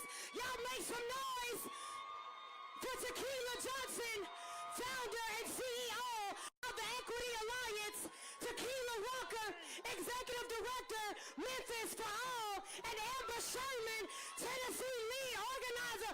Oh my God, they have taken over the stage representing Black Voters Matter. Y'all show them some love. Y'all ready? If you don't see an organizer with a bullhorn, you should question that organizer. Hey, hey! Ho, ho, ho! These racist maps have got to go. Hey, hey! These racist maps have got to go. Ho, ho! These racist maps have got to go. Ho, ho! Have got to go. That's right. Give it up for yourselves, Black people. Look at us, y'all. Look at this blackness. In the face of adversity, in the face of erasure, in the face of division, in the face of everything racism, we stand united. Yeah. What's going on, y'all? I am Tequila Johnson. I am the CEO and co-founder of the Equity Alliance. We are the largest Black-founded, Black-led, grassroots, power-building organization in the state of Tennessee. And all these red hats you see represent the organizers that have led us to this moment in our state. I am a daughter of the South. I am from Tennessee, the state that rushed, almost broke a leg to redraw the maps and make them more racist like they needed help. But let me tell y'all something. I didn't bring my black ass all the way to Alabama to talk about no goddamn maps. I didn't come all the way to Alabama to talk about no politicians. I didn't come all the way to Alabama because a political party sent me. I came to Alabama to talk to us because this moment is about us. This moment is about us. That's what I'm talking about, y'all. Because let me say something that may make a few people a little bit uncomfortable. I ain't never needed no map to find power anyway. Do you know who my ancestors are? My ancestors navigated troubled water by using the stars. They use hair. They use Negro spirituals. So you can redraw the map, but you can't redraw or duplicate my DNA. And in my DNA is resistance. So you can redraw, you can reroute, but what we got, you can't stop. Because this is about us. This is about us. This ain't about no voting, y'all. That's what they want us to think this about.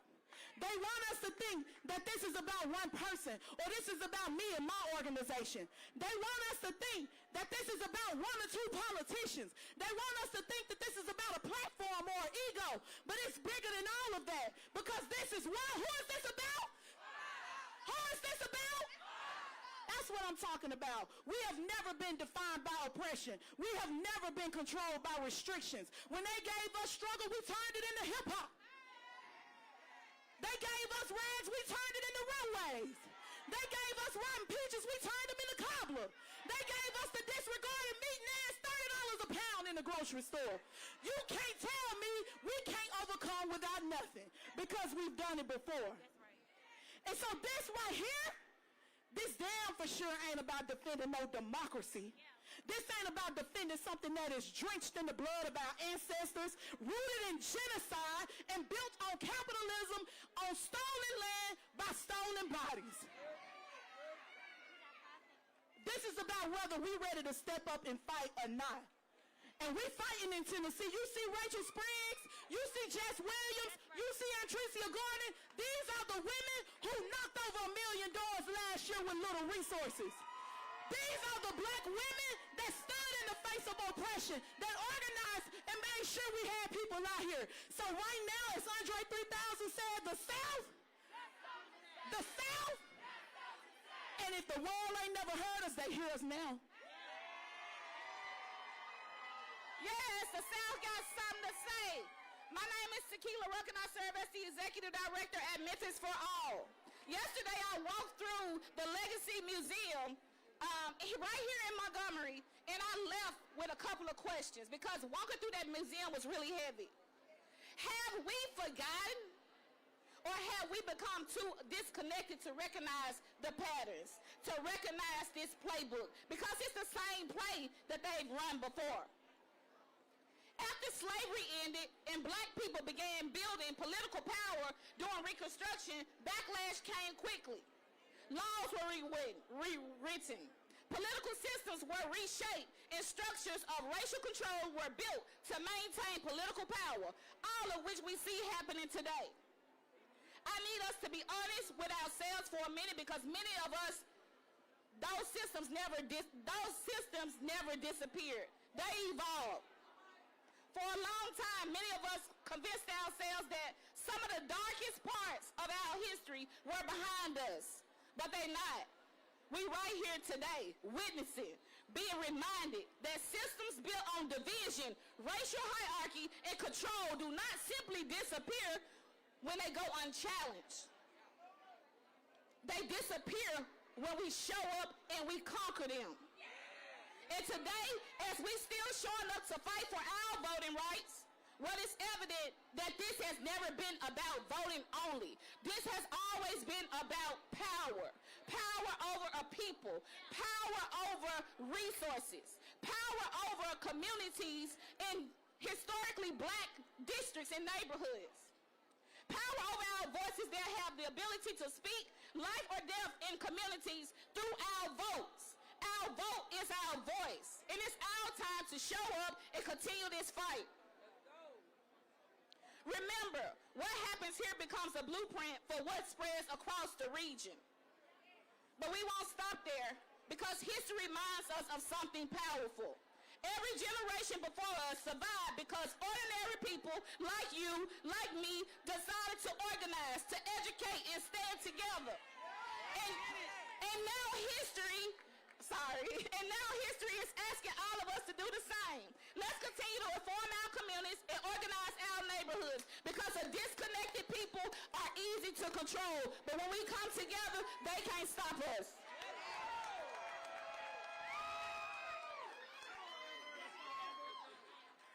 What's up, y'all? My name is Amber Sherman. I'm the Tennessee lead organizer for Black Voters Matter.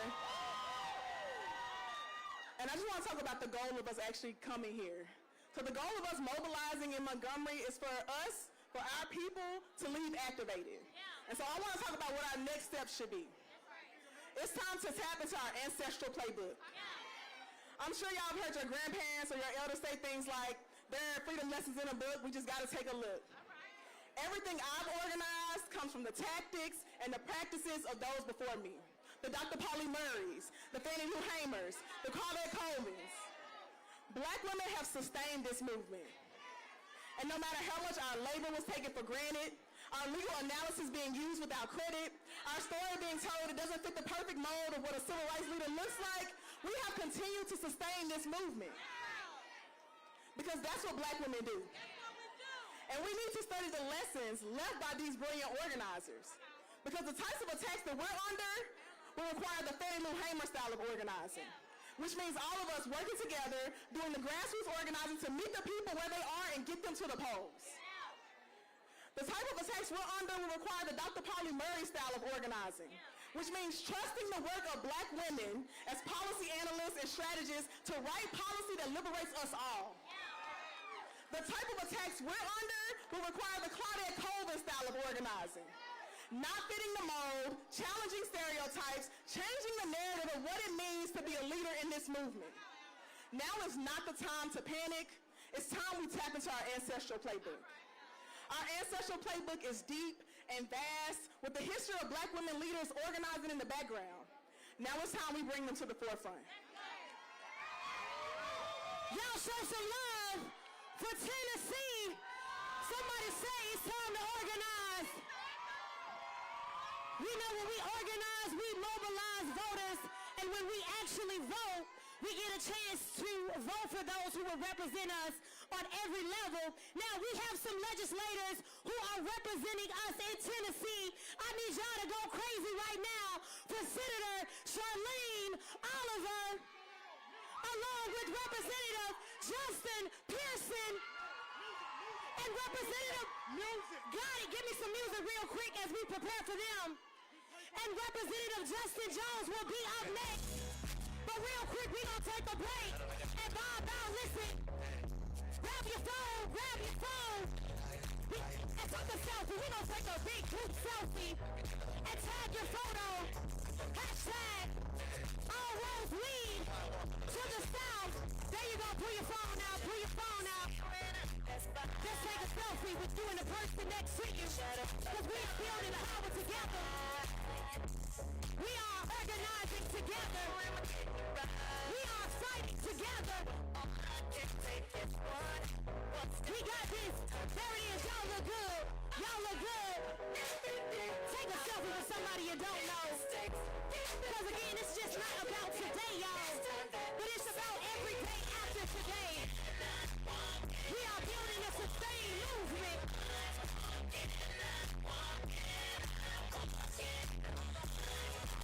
Well, we got us.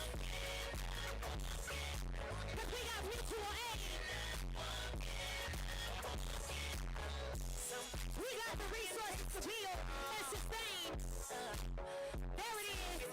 We gonna show the whole world that the South got something to say, y'all. Hashtag all roads lead to the South. Let's go. Let's vibe out like this. Yeah. There it is. I see you, Tennessee. Yeah. One time for Mississippi vote. Okay. Who else we got? In the building? The National Civil Rights Museum. Are you trying to get down? I'm trying to blow down. Because we're voting right to undertake. We stand up. We fight back. Now let me see you. Where you at? We got it right here. The South will rise again. Let's go. Y'all look good. Yeah. Let me see you get it down. They got it over there. I see you right here, red shirt. Yeah. It's a movement. Let's go. I want you. Okay. Let's go. It's time for a new era. And it starts right here, right now. Yeah. Oh, they got your front. Tennessee didn't come to play. What's time for Louisiana? Getting ready for a very important election. Coming up this Tuesday.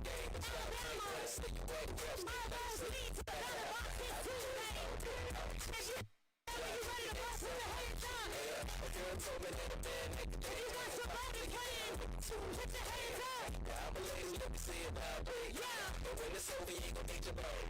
Let's go. Right here on the grid. I want to see you out live. Okay. When I say we, you say fight back we.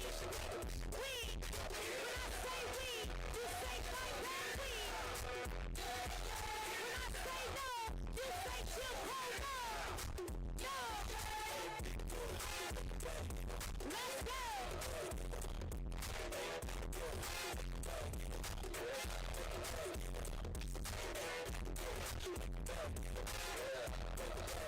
Y'all show some love for Tennessee in the building.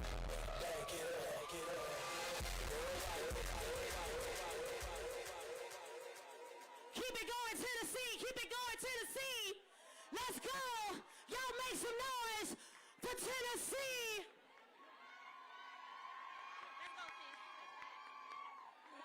What's up, Alabama? I am Tennessee State Senator Charlene Oliver. And if you don't know by now, you need to know that I stand on business, baby. Come on, where my brothers at? This is your Tennessee delegation. We are Tennessee fighters.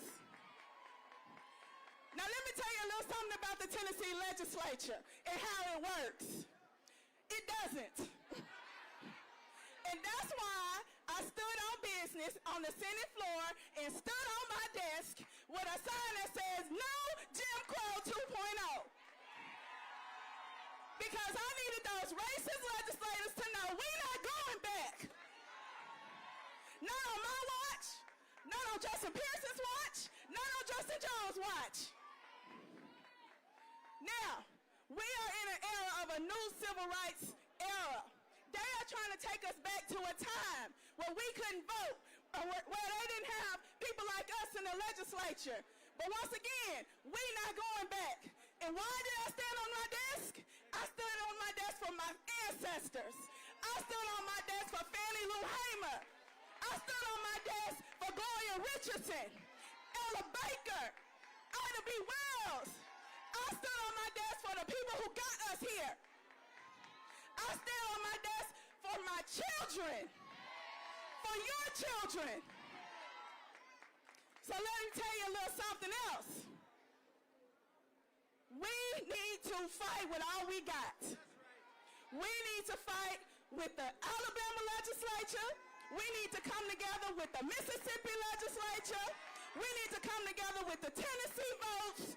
We coming together with Georgia, with South Carolina. We gonna pack a big punch in November, and we gonna punch them in the mouth with our votes. What you need to understand is they may draw some racist maps, but we are the South. This is our South. The South belongs to us. The South got something to say, and we gonna speak real loudly clear in November. That's right. Now, what you also need to know is we need to invest in people like Pearson, people like Charlene Oliver, because we are standing on the front lines. We are the front lines of the resistance. So it's time to build a new South with fighters like us in Tennessee, in Georgia, South Carolina, Florida, Mississippi, Alabama. The time is now, guys. Give it up for Senator Charlene Oliver. God bless extraordinary black women who stand on business, who fight for our freedoms, for equality, and for justice. Give black women a round of applause. You saw how from Tequila and Rachel and Tequila and Amber, LJ, we have a movement because black women refuse to bow down, black women refuse to quit, black women refuse to give in. I'm Representative Justin J. Pearson, a candidate for the U.S. Congress in Memphis, Tennessee. And y'all, we are still here. We because a white supremacist dictator known as President Donald Trump thought he could silence us. We are here because they thought they could divide us into black and white, rich and poor, southern and northern. They thought they could stop a movement. You can rig a map, but you can't rig a movement. We are here because our ancestors marched on these streets, in these halls, in this building for us to be here. We are here because they did not quit on the western coast of Africa through the Middle Passage on any cotton and tobacco field. They didn't quit at the bottom of any lynching tree. They didn't quit when mass incarceration took us from our families, or a crack epidemic criminalized us while the President of the United States poisoned us. They didn't quit, and we are still here because of it. And we ain't going nowhere. This moment and this time requires each of our collective action for transformation. This isn't a one-person show. This ain't about your ego and the amount of followers and influences you got. This is about how we build power in the South and together to change this country. And I'm almost done. It's because we believe in three words being actualized. We, the people. We, the people. We,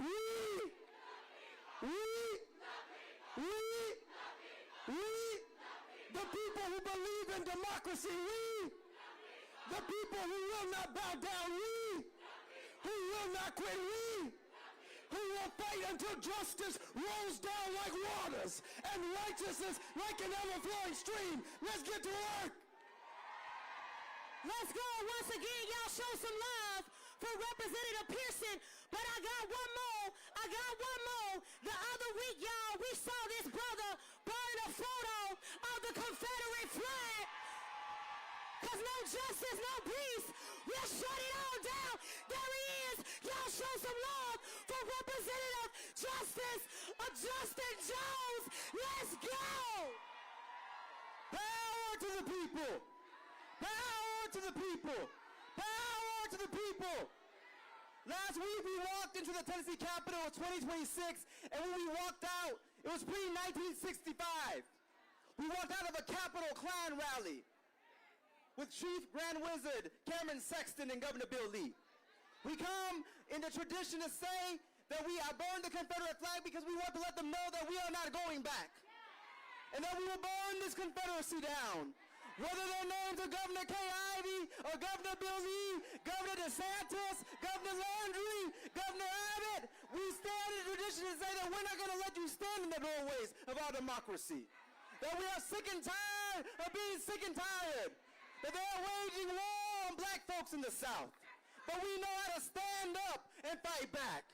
That we come as the children of Fred Shuttlesworth and Diane Nash and John Lewis to say that if they come for one of us, they're coming for all of us. That we need a strategy of scorched earth, that we're going to fight these Confederates because we defeated them before and we'll defeat them today. And now's our time to stand up and let them know that we stand in a tradition that says that if you come after us, we may not be a swing state in Tennessee and Alabama, but we will swing back on you. That we will fight back. That you can't kick us when we're down. And so we send a message to the nation that the South is a front line of democracy. And we stand with this Capitol behind us because we know that it represents the Confederacy of the old South. But we represent a new South that is multiracial, multi-generational, pro-black, pro-justice, anti-poverty. And so we come here today with a very simple message to the governors of Alabama and Tennessee and Mississippi. We will see you in the streets. We'll see you outside.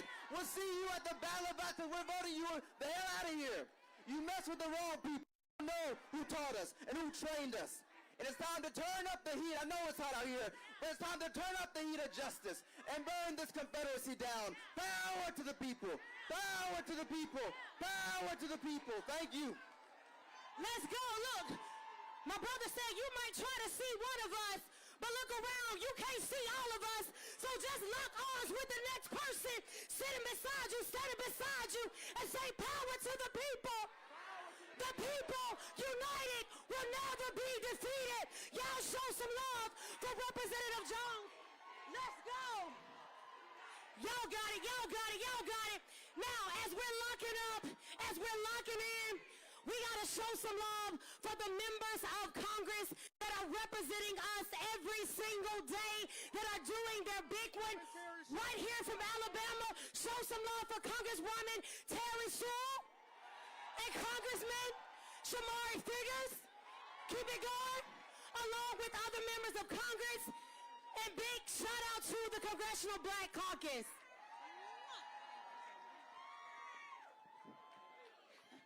I'm Congresswoman Terry Sewell. And I'm Congressman Shamari Figures. And we say, welcome to Alabama, where we are showing up and showing out. Today is not a protest, it's a call to action. And we need y'all to act. We are joined here by our colleagues from the members of Congress from Washington, D.C. Yes, I'll introduce some of our friends that are here with, well, all of our friends that are here with us.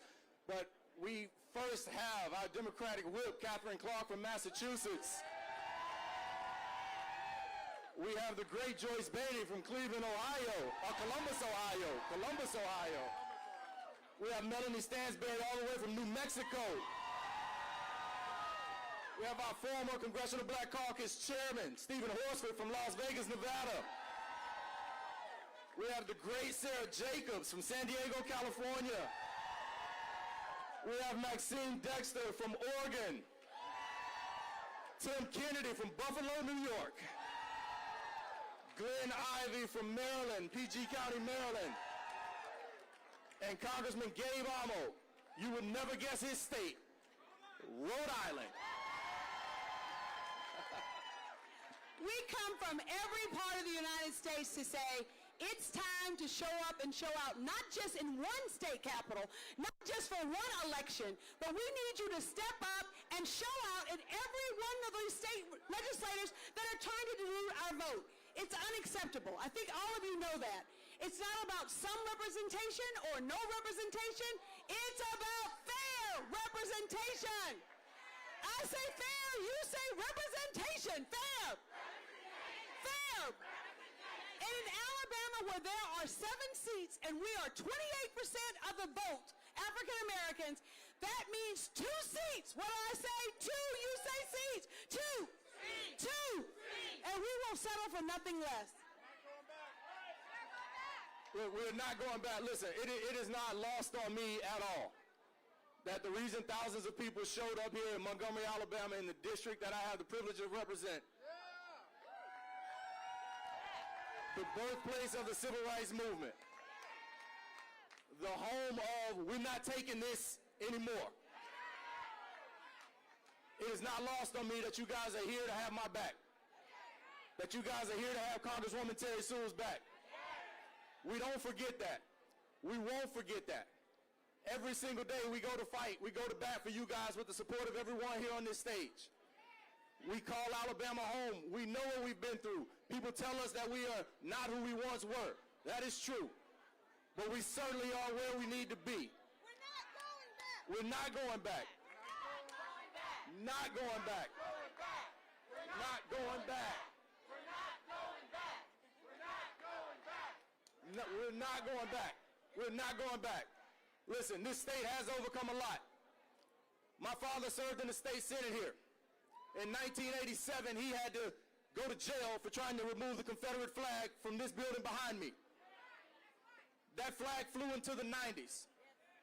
Other Confederate flags flew on this property through 2015.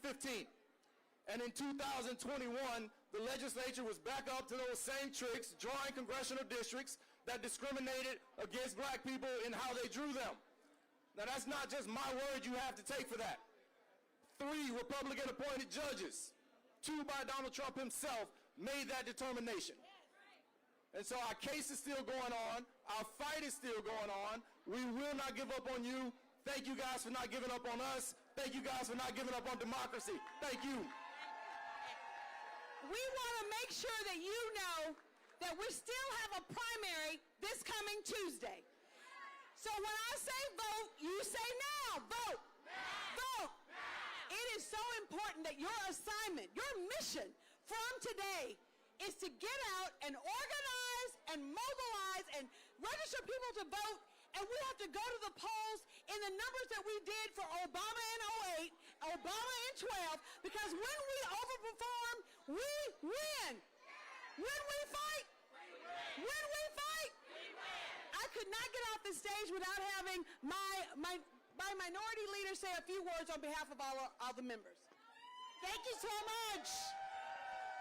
Montgomery, they don't know what they started, but they know we're gonna finish it together. So let me just say how thrilled I am to be here with my friend, Congresswoman Terry Sewell, and Congressman Shamari Figures. All of my colleagues who are here today, and we are just the tip of the iceberg of the support. We are not going to let them take their seats. We're not going to let them do it. And I have never seen Montgomery looking so beautiful. But I have been here before. And on my first visit, I came with Congressman John Lewis. Right there. And we were right over there at the Dexter Avenue King Memorial Baptist Church.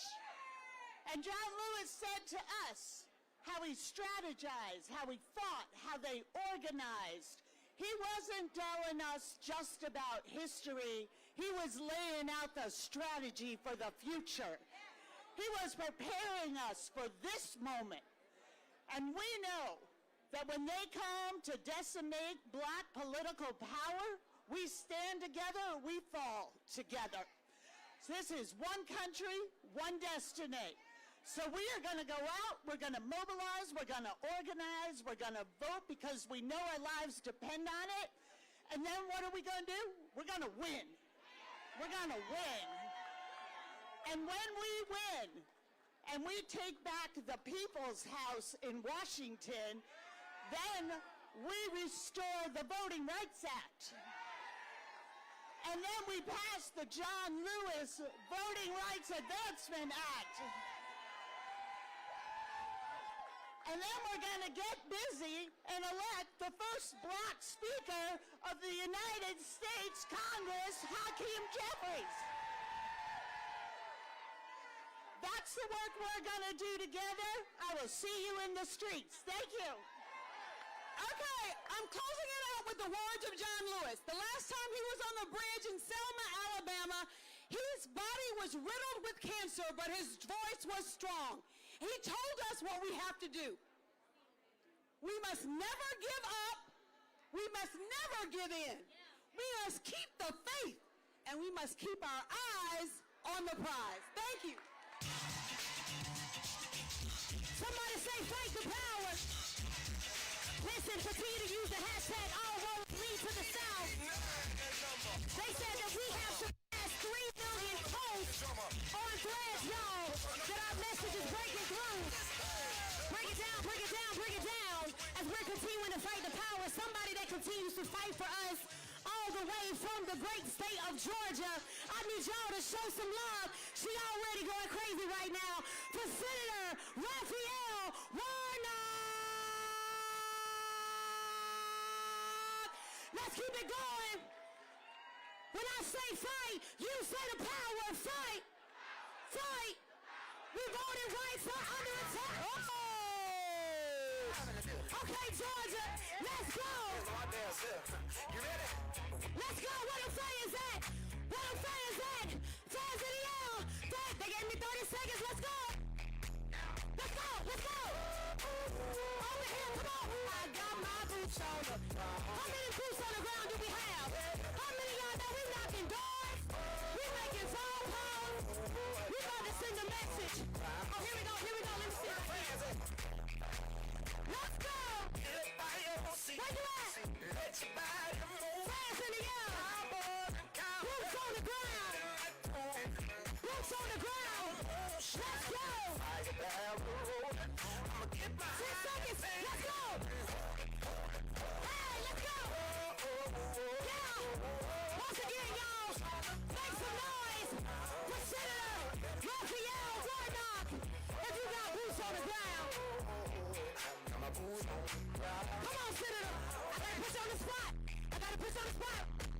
stand, but you can wave your hand. Listen, just wave your hand and give God glory for the Reverend Doctor. Yes, sir. Hello, Alabama!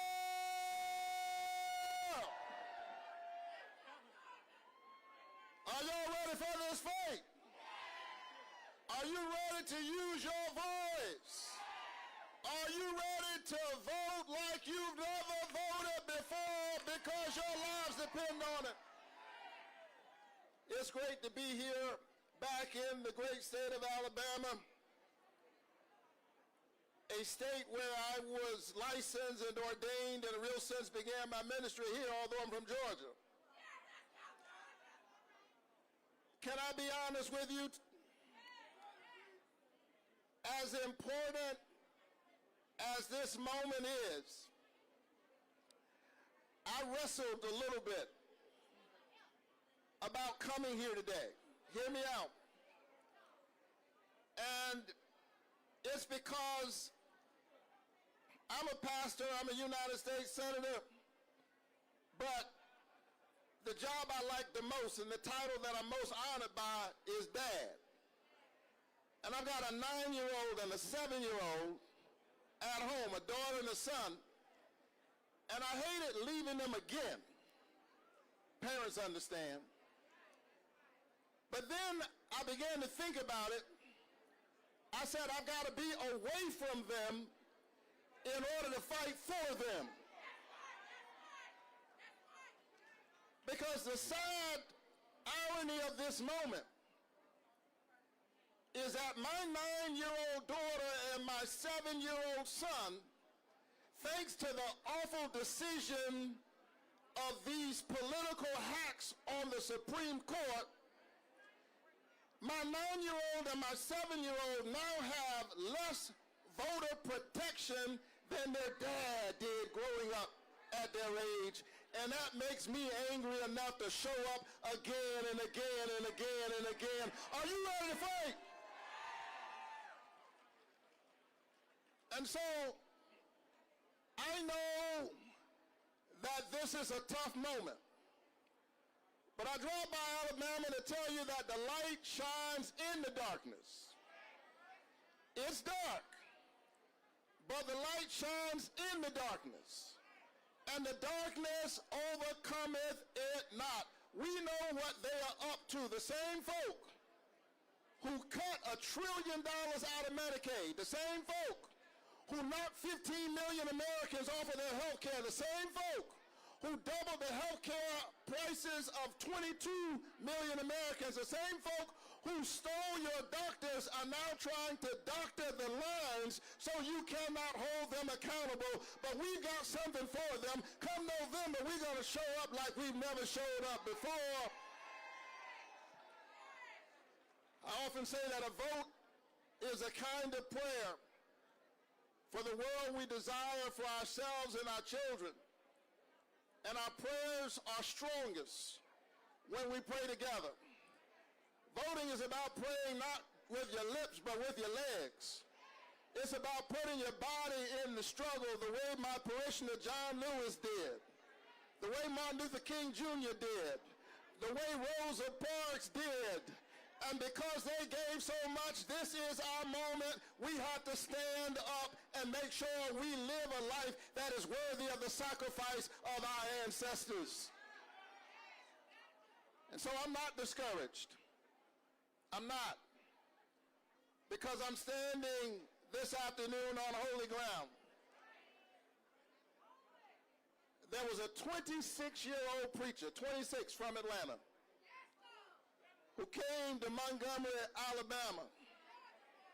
And he organized the people. Rosa sat down and he stood up. And it began a very important movement, and all of us are the beneficiaries of that movement. And when they passed the Civil Rights Bill into law, listen to me, when they passed the Civil Rights Bill into law, President Lyndon Baines Johnson said, I'm afraid that I have turned the South over to the Republicans for a very long time. I'm taking the time to explain this to you because it's so important for this moment. What he was saying was that he knew that when he passed the Civil Rights Bill into law, the Dixiecrats were going to leave the Democratic Party and they went to the Republican Party. And so as they are playing this game about racial gerrymandering, partisan gerrymandering, as if partisan gerrymandering is way over here and racial gerrymandering is over there, the truth is this is about an alignment that began in 1964. And so we know, Louisiana, we know what you're up to. Alabama, we know what you're up to. Tennessee, we know what you're up to. But the last time, South Carolina, Georgia, we know what you're up to. But we're going to stand up in this moment. We're going to have our voice. We're going to make sure that everybody hears it. And so be not discouraged. It's not about the people in power. It's about the power that's in the people. Where is the power? Where is the power? Where is the power? Where is the power? It's in the people. And so this is not a political fight only. This is a moral fight. This is a fight about the soul of America. This is a fight about the future of our children. This is about standing up against the rulers of the darkness, powers and principalities, and all of us have to stand together, Christians and Jews and Muslims and Hindus and Sikhs and those who claim no faith at all, red, yellow, brown, black and white, gay and straight. We are all children of the living God, and we all deserve to have our voices heard in our democracy, and we will not be silenced. And so they gutted Section 5, making it harder for people to vote. And even though I got elected to the Senate, the voter turnout between people of color and white people has grown wider and wider since 2013. And what they said last week is that even when you overcome the barriers, we're going to draw the lines so that we diminish your voice. Crooked politicians drawing crooked lines. Come on. Say that. We've had enough of what? Crooked politicians drawing crooked lines. And so let me close in this way. Nobody believes the Baptist preacher when he says, let me close. Every summer, I grew up in Savannah, but every summer I went down to my grandmother's house. And one day I was moving around in my grandmother's garden. And as we were moving around, a snake showed up in the garden. True story. And my grandmother, Lucinda Brooks from Waycross, Georgia, she wasn't impressed with that snake. She just took an axe and in no time flat, chopped his head off. The snake that had been moving, when she chopped off his head, it began to move even more vigorously. And it frightened me because I was a little boy. I didn't understand that snake was moving vigorously, not because it was living, but because it was dying. They know that the old order is dying. And we're going to march together. We're going to vote together. We're going to fight together. We're going to stand together until we win. God bless you. Keep the faith and keep looking up. Come on, y'all show some love for Senator Warnock. Now listen, he talked about death, so we got to talk about the resurrection, because we recognize that the resurrection is here. Why? Because the power is here. Why? Because the people are here. Y'all make some noise. Now amplifying the voices of the people. I got 3 letters, y'all, that have been changing the game. Now we in Alabama, lean in, but all the way from New make some noise for AOC!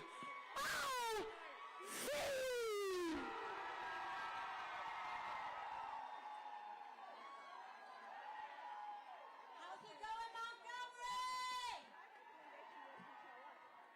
Fix all these microphones here. There's a lot of them. I love you too. One second. How are we all doing today? am so grateful to be here in this moment and in this fight alongside each and every one of you, shoulder to shoulder, as we fight to continue the legacy and expand upon that of Montgomery, Alabama. I was with Senator Warnock last Sunday, and we were at Ebenezer Church in Atlanta.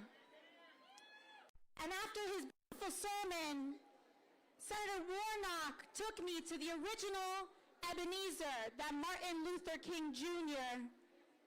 had preached at and had organized in. And we sat inside that sanctuary. And what had struck me was how small it was.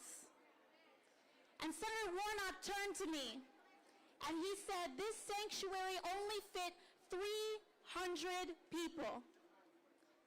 And he said, Congresswoman, can you believe that this sanctuary of just 300 people changed the world? Those 300 congregants at Ebenezer Baptist Church turned into those congregants at Dexter Avenue Baptist Church right behind us here today. And from Dr. King's work right here on Dexter Avenue, we saw the launch of the Montgomery bus boycotts. And it was right here in Montgomery where we saw some of the most cruel repression in the history of America, where we also saw the highest angels of American history rise to create our democracy. Because it wasn't until the Voting Rights Act of it wasn't until the Voting Rights Act that was passed that we even had a democracy in this country. There was no democracy in America until every human being born here was guaranteed and protected the right to vote. But we know what happened after those bus boycotts. And we know what happened on the trail to make sure that we got that legislation passed. Because with every expansion, there is an attempt at regression. This Supreme Court, under Justice Roberts, is part of that long history of regression and repression in America. But they do not triumph, Montgomery. You triumph, Montgomery. And I am here today because I want to make sure that we all understand that Montgomery is not alone, that you all are not alone. And for all of those watching today, when they ask, what do we do in this moment? I feel helpless. What action can I take? It is time for the North to pull up to the South. It is time for New York to pull up to Alabama. It is time for all of us to come to Georgia, to Louisiana, to Tennessee, to Mississippi, and let them know exactly what they have uncorked with this injustice. They think they can draw us out of power. They do not know the sleeping giant that they just awakened. Because it is not a coincidence, and our whole country must understand that it was not until voting rights were ratified in this country that we got the Great Society. Because when Black Americans have the right to vote and that vote is protected, our schools get funded. When voting rights are protected, healthcare gets expanded. When voting rights are protected, our country moves forward. And Montgomery, that's what they're actually afraid of. They're afraid of us coming together. They're afraid of us protecting one another. Alabama is the crucible. Georgia is the crucible. Tennessee, Louisiana, Mississippi is the crucible. So if you are not from here, it is time to pull up. Because what they thought was the final blow is actually just the opening silo. And with that, I want to introduce to you all my sister from Boston, Massachusetts. The heritage of what is greatest in our country. Sister Ayanna Presley. Let's go, make some noise!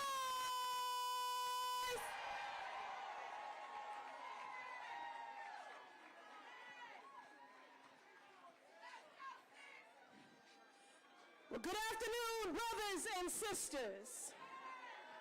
Movement family, freedom fighters, people of conscience and faith. My name is Ayanna Presley. I am a congresswoman. Thanks to the power of organizing and the power of the ballot 8 years ago, I was elected to Massachusetts' 7th seat, which includes Boston, and yes, there are black people in Boston. Becoming the first black woman to represent Massachusetts in Congress, shattering a concrete ceiling, a disruption that was decades in the making.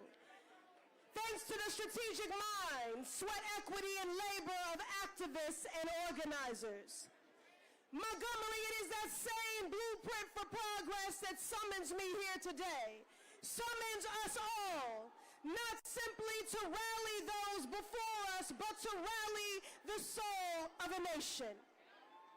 The knee of voter suppression is heavy on the neck of black America. But this is a fight for all of America. Land of the free, home of the brave, land of the free, what about me? Lands of the free, what about we? Whether you're from Massachusetts or Montgomery, this is your fight. Whether you are a teacher or a tradesman, a pastor or a plumber, a farmer or a first responder, this is your fight. Young, old, black, brown, indigenous, Asian, and white, this is your fight. We, the people. We are summoned here not because black folks are just tired or fed up, but because we dare to dream a world where all bodies are truly free. Free to thrive, free to love, free to be. We've always been the architects of progress. Our brilliance, our resilience, our imagination, our voices, our votes. We are powerful. We are the super majority. And family, that is exactly why Donald Trump and his accomplices, the 6 Supreme Court justices, governors, and far-right state legislators throughout the country are bloated. Their bellies are distended. They're bloated with white fear and sick with white supremacy. Their desire is to convince us to fear our own power, to forget who God has called us to be. To be clear, this is a precise, intentional, and coordinated assault on black people, black votes, black power, and black progress. We are summoned here for a freedom fight because 2026 feels a lot like 1965. The actors have changed, Bull Connor, George Wallace, Donald Trump, but the white power grab script remains the same. They want to take us back, y'all. Same fight, new generation, all roads lead to the south. From Montgomery to Memphis, the Mississippi Delta to Massachusetts, north and south, we are summoned here, bonded in a fight, a freedom fight. And let me say something about Northerners and Southerners. In the words of Dr. King from these very steps, we can never be satisfied so long as a Negro in Mississippi cannot vote. And a Negro in New York believes he has nothing for which to vote. Family, we are here because we are the supermajority and they are afraid of our power. We are still in the civil rights movement that summoned King. The fact of the matter is, They would rather have us picking cotton than picking presidents. Freedom is never really won. Every generation must earn it and defend it for the next. We know the America we are fighting for. An America where the John Lewis Voting Rights Act is the law of the land. An America that has paid the reparations owed to black people. An America where voters pick their representatives instead of politicians picking their voters. An America where the black leadership and power of Shamari figures and Terry Sewell is recognized not as a threat, but embraced as essential. Family, a more just America is possible, but only if we organize for it. Only if we fight for it. Only if we vote for it. And we will.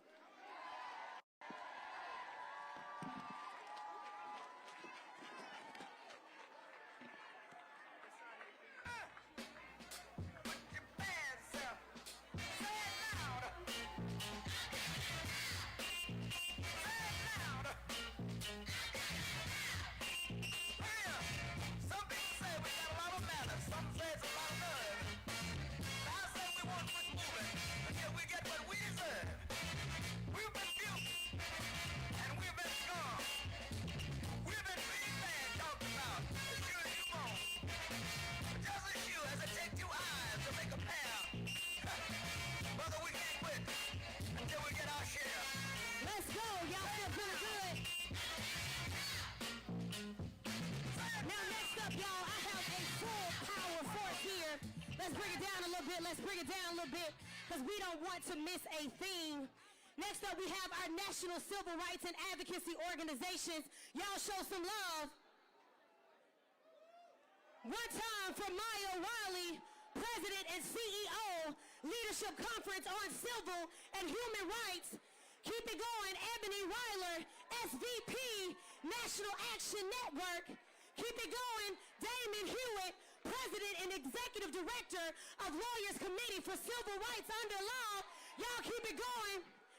For Randy Weingartner, President of AFT. Keep it going. For Sister Rebecca, she serves as the President and CEO. Get this, a Fair Election Center. Keep it going. And we got Ebony representing National Action Network. No justice! No justice! I said no justice! My name is Ebony Riley, Senior Vice President of National Action Network, founded by Reverend Al Sharpton, and I'm here joined by my colleagues. Thank you for the organizers bringing us here together today. At a time when collective action is necessary, we did not come here to be polite about what was fought for. We came here to defend it. And let me say this clearly. When they target black voters, when they target black communities, when they target black women, they are targeting progress in America. That is why we cannot afford division, distraction, or silence in this hour. In this summer of activation, organizations will continue organizing across this country. And in that same spirit, we will gather in Washington, D.C. on Friday, August 28th, on the anniversary of the March on Washington, to defend our rights, our representation, and our future. Let's be clear. Every right we hold here today was marched here on someone else before us. I'm out here for my family. I'm out here for my community and anyone who feels unseen in this country. We see you. I am you. Our vote is non-negotiable. There is no weakness in our walk. We walk boldly. We walk together. And we are not alone. Forward together, backward never. No justice, no peace. We'll see you in Washington, D.C. on the 28th of August. My people, we are the Leadership Conference on Civil and Human Rights, and we are the nation's oldest, the nation's largest, the nation's most diverse civil rights coalition. And when we are in Alabama, I'm going to tell you what we understand as national organizations. We are your foot soldiers. We work for you. But let me just say one thing, and I'm going to pass it to my brother and sister leaders. When I look out here today, I see power. I see voters. I see commitment. And I see democracy. And when they say Jim Crow, we say hell no. Jim Crow? Hell no. Jim Crow? Hell no. Jim Crow? Hell no. Damon Hewitt. Give it up for Myron Wiley. My name is Damon Hewitt, president of the Lawyers Committee for Civil Rights and the Law, an organization that was founded in a moment like this. 9 days after Medgar Evers was assassinated in the driveway of his own home, 9 days after George Wallace in this state stood at the schoolhouse door to block not just desegregation, but to block our opportunity. Our opportunity. The Lawyers Committee was founded that summer, June 21st, 1963. And ever since then, we've been telling the story and fighting the fight.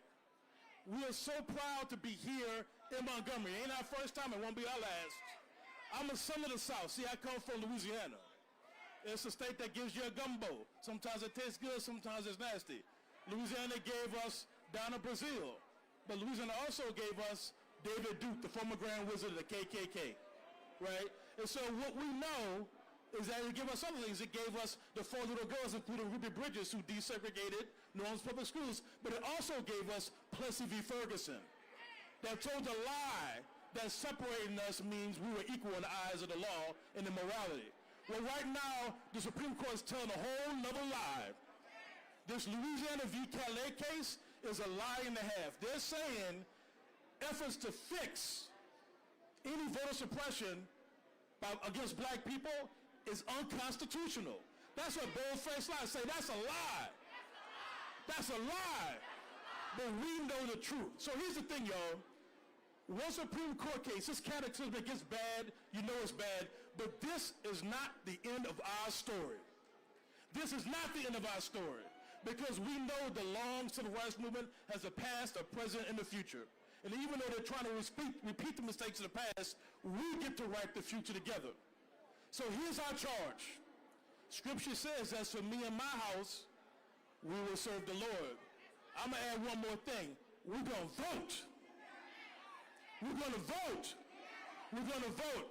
And every step of the way, the Lawyers Committee and the Election Protection Coalition, hundreds of organizations, including here in Alabama, Louisiana, all throughout the South and Midwest and West Coast and Northeast, the Election Protection Coalition will be here to defend your vote every step of the way. Say 166, say our vote.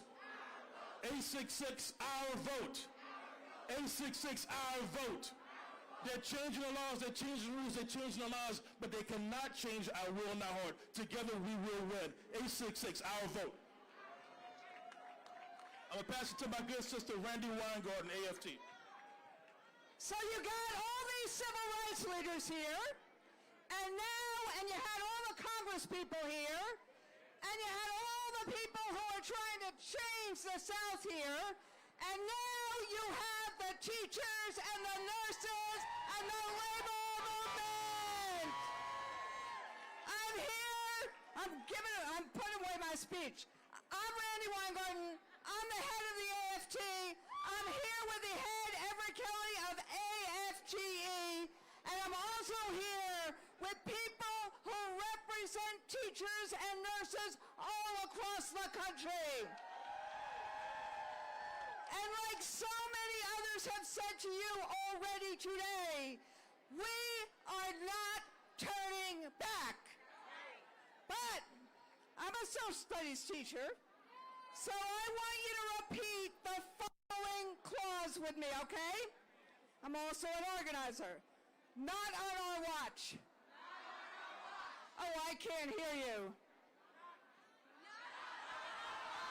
They can't hear you in there. Do it again. So, we know, and so many other people have said this already, we know that they're trying to pull the rug out from under. We know that the Supreme Court case just basically tried to steal our votes and basically tried to deny fair representation. We know all of that. You've heard all of that. You live all of that. The question really is, what are we going to do about it? And that is why we have all these blue shirts here, moms, dads, all across the country. Because when people say to you, we are not letting you down, that means New York is not letting you down. Illinois is not letting you down. Oregon is not letting you down. Massachusetts is not letting you down. And the teachers in the South are not letting you down. So, the question is, are we going to let them take our vote away? Remember, not on our watch. Are we going to let them take our vote away? Not on our watch. Are we going to let them deny fair representation? Not on our watch. Are we going to let them ignore the Constitution? Not on our watch. Are we going to let them take the promise of America away from us? Not on our watch. So, that means from this day on, we get out the vote, right? Yes. We mobilize the vote, right? Yes. We don't let them turn us around. Are we ready to fight? Yes. Are we ready to fight? Yes. You see these fighters up here, for all of you. We are fighting together for the promise of America. Thank you. She did that. I'm not sure who's emceeing, but I'm going to help out. We're going to turn next. Are you emceeing? Okay, go ahead, bro. Good evening, brothers and sisters. My name is Eric Kelly. I'm the national president of the American Federation of Government Employees, representing 800,000 federal and D.C. government workers. And I'm here to tell you today, I am not a stranger. Born about 60 miles north of here in Goodwater, Alabama. And at the age of 3 years old, I began to experience racism firsthand. My mother worked at a restaurant there in Goodwater called the Old Hickory. And at 3 years old, I remember my father driving up to the Old Hickory, and I could see my mother working in the kitchen through the old big picture window. And as a child, I just ran before the car stopped. I was already out and running to see my mother. And I was stopped dead in my tracks at 3 years old saying, you can't come in this way. You got to go around to the back. And brothers and sisters, I still have flashbacks. And I'm here to tell us today that we are not going back. And so I remember 54 miles being walked by the protesters out of Selma, Alabama. And they walked so that I would never have to go to the back again. They walked so that my mother wouldn't have to guess how many marbles was in the jar in order to vote. That's why they marched. And brothers and sisters, I'm here to tell you that I see it over and over and over again. But we are here to win. I'm going to stand with you because I know this. I know that the scripture says when the enemy comes in like a flood, the Spirit has raised up a standard against it. Now that standard is a reminder to the devil that God had done it once and God will do it again. How many of y'all know God is still watching over us and he will do it again? What we got to do is stand here and fight, stand here and vote. Don't give up. Keep praying, keep marching, keep trusting God. Will you do that? Can we fight together? If we fight together, we will win together. I love you. Thank you, Alabama. I'll always be a part of Alabama. I love you. Thank you, thank you, thank you. Powerful, brother. Powerful, powerful. Give him another hand. Next, we have my sister in justice, Rebecca Carruthers, President and CEO of the Fair Election Center. Rebecca. Thank you. It's so good to be here. And it is 85 degrees, and I'm feeling every moment of it. So I'm the president and CEO of the Fair Election Center. We do three things: defend, expand, and facilitate voting rights in this country. We do this in the courtrooms, we do this in the halls of power, and we do this on hundreds and hundreds of college campuses across the country. In fact, we are on 55 of the 107 HBCUs. We understand where we're at in this moment. If you give me just a second, I'm going to tell you a quick story about my family. My great-great-great-great-grandfather, Henry Carruthers, was enslaved, and he was born 1807 in Tennessee. He was last sold in 1847, and guess how we know this? We have the bill of sale. My story is not unique.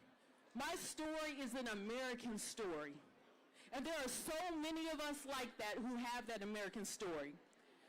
My ancestor ended slavery in Pelham, Texas, and he founded a town that still exists today. There are early Juneteenth celebrations, and guess what happened at those early Juneteenth celebrations? Black men were registered to vote. After all these black men across the South got registered to vote, we had black political representation at every level of government in the South. But then Reconstruction ended. We had a Supreme Court. We had an occupant in the White House. We had some immoral state legislators. We had some white nationalist groups who forced the end of Reconstruction. And guess what? It took almost 90 years for black folks to get their rights back. 17 days ago, the Supreme Court gave us the final death knell of the Voting Rights Act. And I'm here to tell you, resurrection. I'm here to tell you we're not going to take 87 years to get our rights back. I don't know about you, but we are ready to fight. Are you ready to fight? Yeah. And guess what? This time, we have some heavenly witnesses. We have some new ancestors. Ancestor John Lewis. Ancestor Jesse Jackson. They are looking down on us as we get ready for this third Reconstruction. As we prepare for this fight, guess what we're going to do this time? We're going to finish that fight that our ancestors started. Thank you so much. Thank you, Rebecca. Next, we have a mad scientist, Norm Eisen, executive chair and co-founder of Democracy Defenders Fund. Go ahead, mad scientist. Get him. Thank you, Damon. Brothers and sisters, as I look around, I truly see that all roads lead to the south. But we're at a fork in the road. Are we going to take that fork that curves around and goes back to the dark days of Jim Crow and the Confederacy? No! Or are we going to take the fork in the road that leads to what Dr. King called the great wells of democracy that the founders dug deep? That's the road we're going to take. At Democracy Defenders Fund, where I'm privileged to work with all of the wonderful members of our Democracy and Civil Rights Coalition, we have over 300 legal cases and matters defending what Dr. King called the promissory note of the Constitution and the Declaration of Independence. Yes, I will. I do it every day with my friends. Yesterday in Florida, we were fighting the power. We were in court fighting that gerrymander that is against the Florida Constitution, and we're going to fight and win.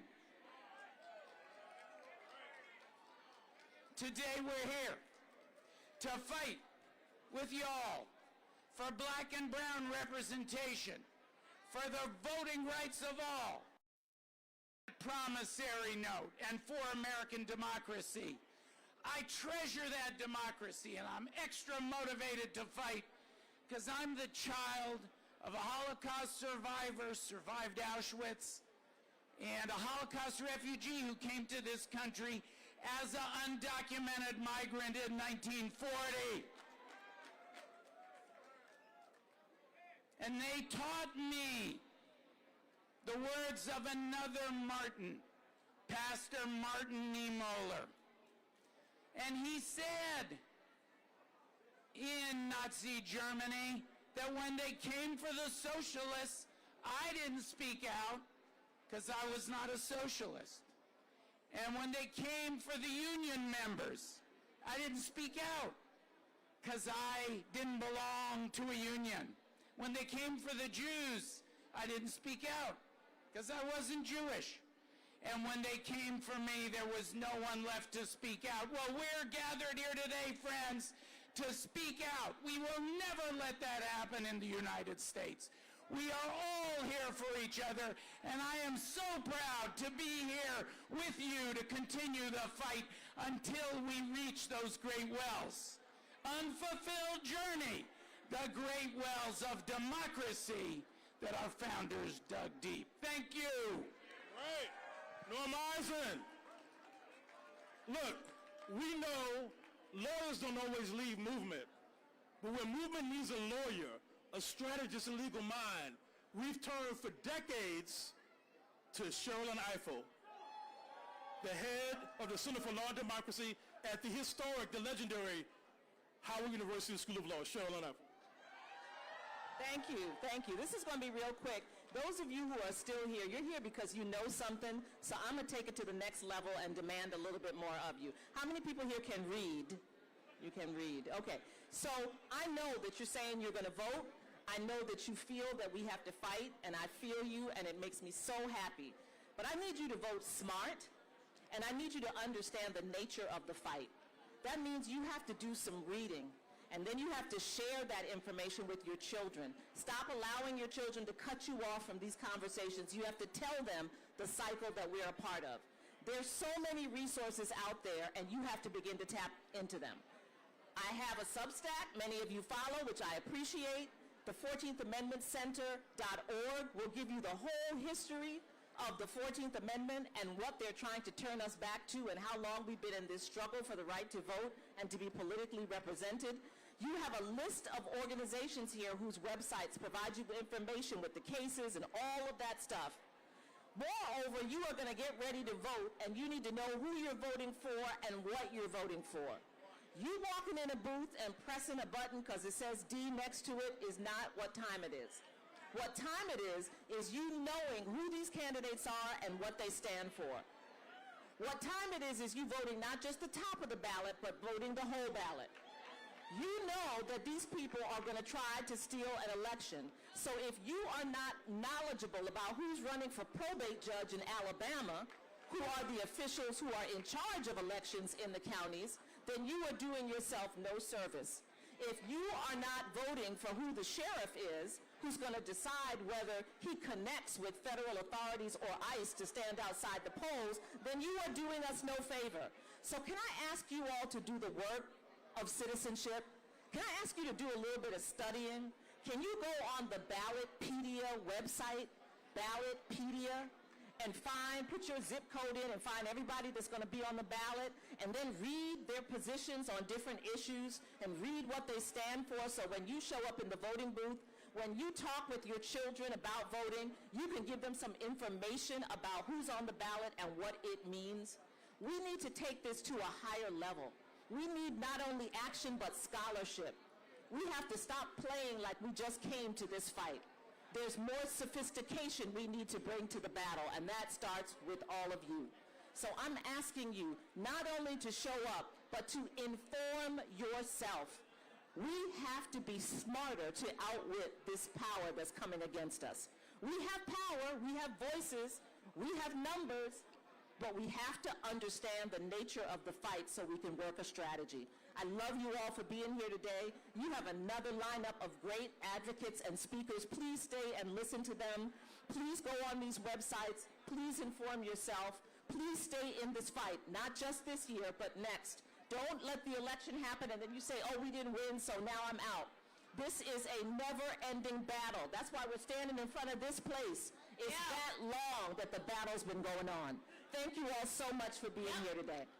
Come on now, listen. My good sister asked a good question. She said, what time is it? It's freedom time. What time is it? It's praying with your chest. I'm going to come on this side. What time is it? It's marching time. What time is it? It's fighting time. If you're ready to march, if you're ready to pray, if you're ready to push back, if you're ready to stand up, I need y'all to make some noise. Okay, I think they're ready. So it's time for my good brother, Young Vocals, to hit the stage. Y'all go crazy. Y'all go crazy. Young folks say yeah! It's time. Something about when we dance, y'all. Let's dance. Let's go. Clap your I need hands. everybody to dance. Should I do? It's time for clean water. Montgomery, put your hands together. It's time for clean air. Let's go. It's freedom. Y'all know the words to the song. Sing it, y'all. Say it. Say it. Let me hear you. Dance with me. I guess you can dance. Yep. Montgomery, you stood right beside me. Yeah. And I won't forget. Montgomery, says y'all. I really. Sing it out. You should know. I want to make sure I'm right. Before what, y'all? Before I let go. Let's go. It's time. Yeah. Now we had our good times. That's what they say. I need y'all dancing with me. Hey, we're holding each other. Now, girl, it's a shame. Montgomery, listen, I won't be foolish. No. I wanna know. It's voting I time. wanna make sure I'm right. Before what, y'all? Before what? Before I let go. I got you, bro. I got you, bro. Thank you, baby. See, y'all, listen. You know, I think I should. I need everybody to say it. You know that's nothing, nothing, nothing. I'm putting up. Sing it loud. Sing it I loud. need y'all to Sing it sound loud. off.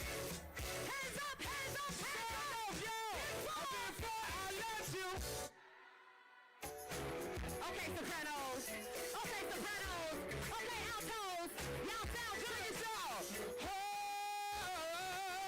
I will never, never, never, never, never, never, never, never let you go before I go. I need to see y'all dancing. Hey, I need to see y'all stepping. I need to see y'all marching. I need y'all to put one finger out. I need y'all to know that we are one. Remember that, y'all. Remember that. We were so close. Hey, I love you so bad. Montgomery, can't understand it. Hey, where do we go? I won't be hating you. I wanna know.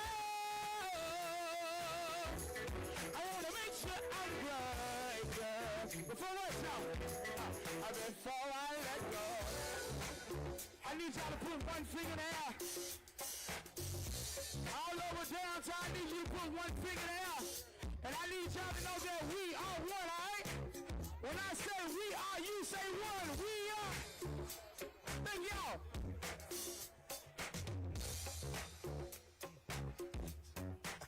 Y'all make some noise.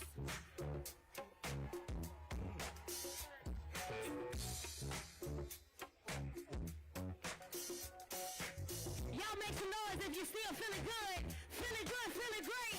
If you're feeling liberated, let me see your hands up. If you're feeling free, let me see your hands up. Let me see your hands up. If you're ready to fight back at the ballot box. Okay. Well, look, we're going to keep the party going in just a second. Let's bring it down. Let's bring it down 1 second, y'all. Listen, we know that all roads lead to the south and that we stand on the shoulders of giants. Look at the person next to you and say, you are standing on the shoulder of a giant. And even as we talk about giants, y'all, we got a giant slayer in the building.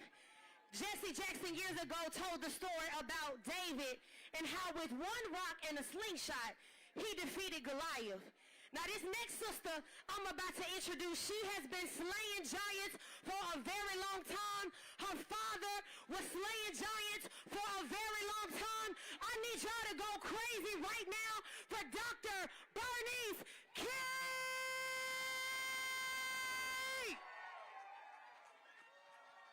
Montgomery! Ain't no stopping us now, because we're on the move. They keep trying to take us there. But what?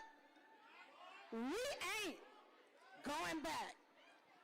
Today we return to the very grounds where my parents and the Freedom family stood when black voter registration was scarce, when discrimination was the norm, and when violence was the price of seeking dignity. Their sacrifice opened the door to the Voting Rights Act, a door carved through suffering, sanctified by courage, and shielded by unshakable faith. And 61 years later, we come back as new generations to the same hallowed place to reclaim and redeem that legacy, because of the recent Supreme Court hearing demands our presence. It was not only a legal decision, y'all, it is a moral disgrace and a shameless assault on black political power. It strikes at the very heart of my father's and my mother's sacrifice, and it is a direct attack on generations of people like John Lewis, Hosea Williams, Ralph Abernathy, Juanita Abernathy, Amelia Boynton, Jimmy Lee Jackson, Cheyenne Webb, C.T.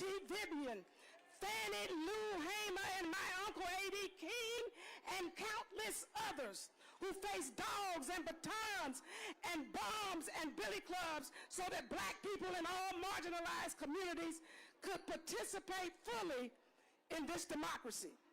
And it accelerated and fortified state legislators that have been ready and eager to redraw political lines in ways that diminish black representation in the very southern states where our ancestors contended with poll taxes, literacy tests, and terror.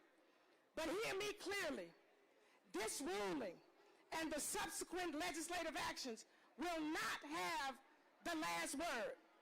They may be a blow, but every blow against justice has historically awakened a sleeping giant. For you see, our power has never come from courts alone. It comes from a people who refuse to be silenced. And in moments like this, I hear my mother saying to us, struggle is a never-ending process. Freedom is never really won. You earn it and you win it in every generation. So this moment is our generation's proving ground. This is our generation's test, our generation's turn to stand. This ruling demands what every generation of us has done, which is organize, mobilize, and protect the sacred right to vote. This is a trumpet moment. I don't know how many Bible people out here, but like in the book of Nehemiah, when the trumpet sounded, the people left their separate places on the wall and came to defend what was sacred. This ruling and the redrawing of lines that have followed is that sound. It's a calling out of our silos, out of our separate efforts, out of our comfort and complacency into collective defense of the right to vote. This is not a time for us to be discouraged. It's a time to be determined. It's for faith leaders, civil rights organizations, young people, elders, labor, business, creative, community builders to join together with urgency and discipline. It's time to build coalitions as broad as the harm being done and as deep as the love that drove our ancestors to press on when everything in the world told them to give up and stay in your place. To meet this moment, we must return to the power that carried my parents in the movement, key in nonviolence. For my father, it was not just a philosophy, it was a strategy. It was discipline. It was dangerous to injustice. It was organized love transformed transformative power. Our history teaches us that righteous, nonviolent resistance is the only path to sustain progress. It brought the mightiest system of oppression in this nation down to its knees. And with us, it will do it again. Nonviolence confronts evil without mirroring it. It refuses to hate even as it refuses to be silent. My father, y'all, didn't just dream. I know we like to talk about the dream, but my father disrupted the status quo. He didn't spend time loathing, but he organized love into a force so intentional, that it dismantled segregation without firing a single shot. He built coalitions that moved mountains and moved Congress and even moved this assembly in the back. Therefore, we must remain vigilant, steadfast, and morally grounded as we continue the work of freedom in our time. In the spirit of Kenyan nonviolence, we must connect, coordinate, and collaborate in an unrelenting way. Building, I want you to hear this, building structures and strategies that outlast news cycles and elections so that our response not only resists injustice, but breaks the cycles of backlash and advances the beloved community. So let it drive us to the streets, to the courts, to the legislatures, to the classrooms, to the ballot boxes with renewed conviction. Let it drive us to teach nonviolence as a way of life so resistance does not reproduce the very hatred we oppose. When the trumpet sounds, we must not scatter. We must gather in love, in power, in disciplined, nonviolent strategy. So, as everybody has already said, register every soul you know that's unregistered. Organize your block, your church, your community, your campus. Build coalitions across every single solitary line. And vote like your grandmother stood in line for hours to do it because she did. And when we do this, when we mobilize, strategize, and refuse to retreat, we step into the current of a people who would not bow, would not break, would not back down, would not stop because they were on the move. And like them, we're on the move now. And no court can repeal our courage. We're on the move now, and no ruling can reverse our resilience. We're on the move now, and no administration can remove our resolve to be free. We're on the move, and no cracking and stacking through redistricting can stop us or restrain us. We're on the move, and no backlash can bury a people whose very survival is a miracle. We will not turn back. We will not go back. We will not surrender to tactics and maneuverings. We will move forward as an unstoppable force, destined for the promised land, knowing that evil can never permanently organize. It eventually turns on itself. So walk together, children. Don't you get weary. Struggle together, children. Don't you get weary. Organize, mobilize, and strategize together, children. Don't you get weary. Hold on to each other together, children. Don't you get weary. Fuss, fight, but get over it together, children. And keep praying together, children, so we won't get weary. And in the words of God, don't be weary in well-doing, because in due season we will reap if we faint not. Montgomery, forward. Did y'all hear Dr. King? She said we on the move. We on the move. We on the move. We gonna keep on moving. We gonna keep on marching. We gonna keep on organizing because there's a promise and it has our name on it. And speaking of the promise, someone who continues to fight for the promises of the people, I need y'all to go crazy right now for Derek Johnson, CEO of the NAACP. Let's go. Yes, sir. We on the move. Montgomery, this movement will be won locally. This movement must be won locally. When the Supreme Court made their decision, within 48 hours, the Tennessee Legislative Black Caucus began to organize to get ready for the next week.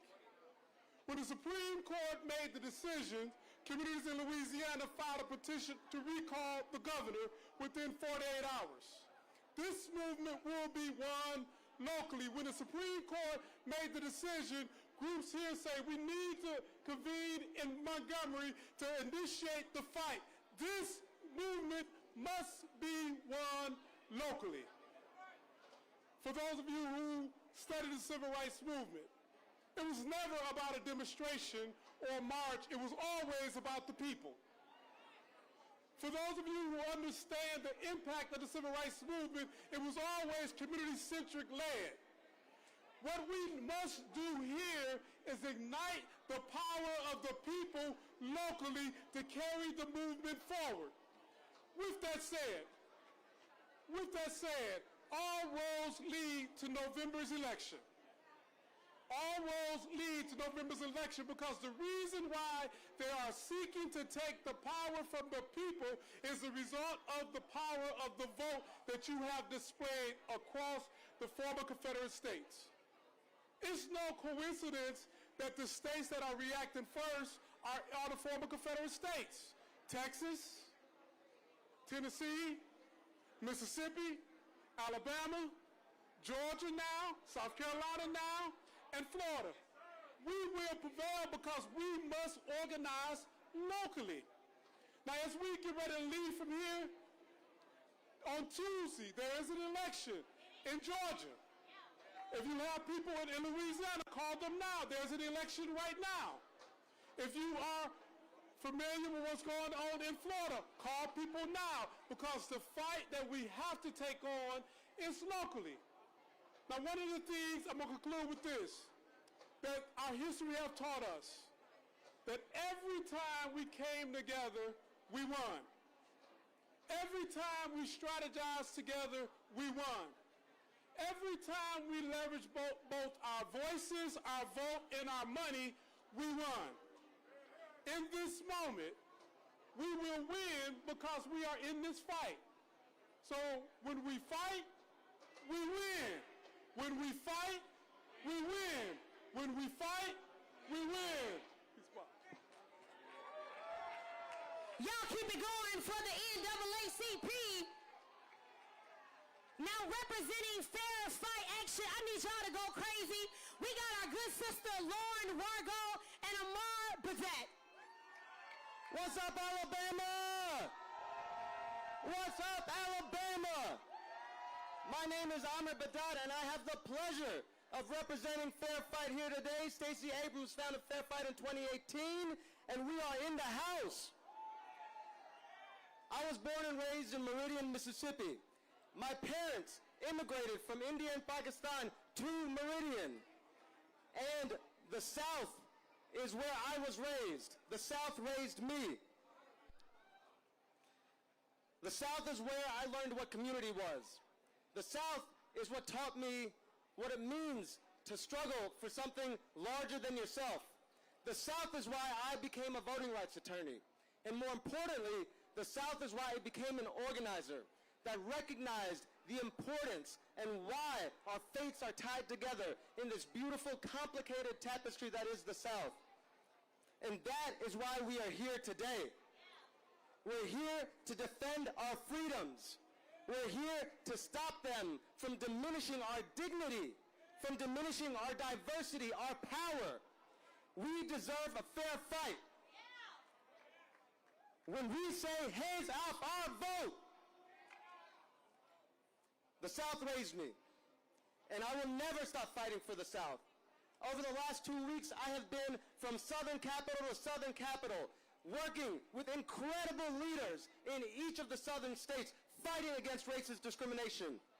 I have been locked arm in arm with members of community at the state capitals, and I can say without a doubt, what we are witnessing today is a rising of the people. And we will work together to build this movement and to make it so big that they can never stop our fight for freedom.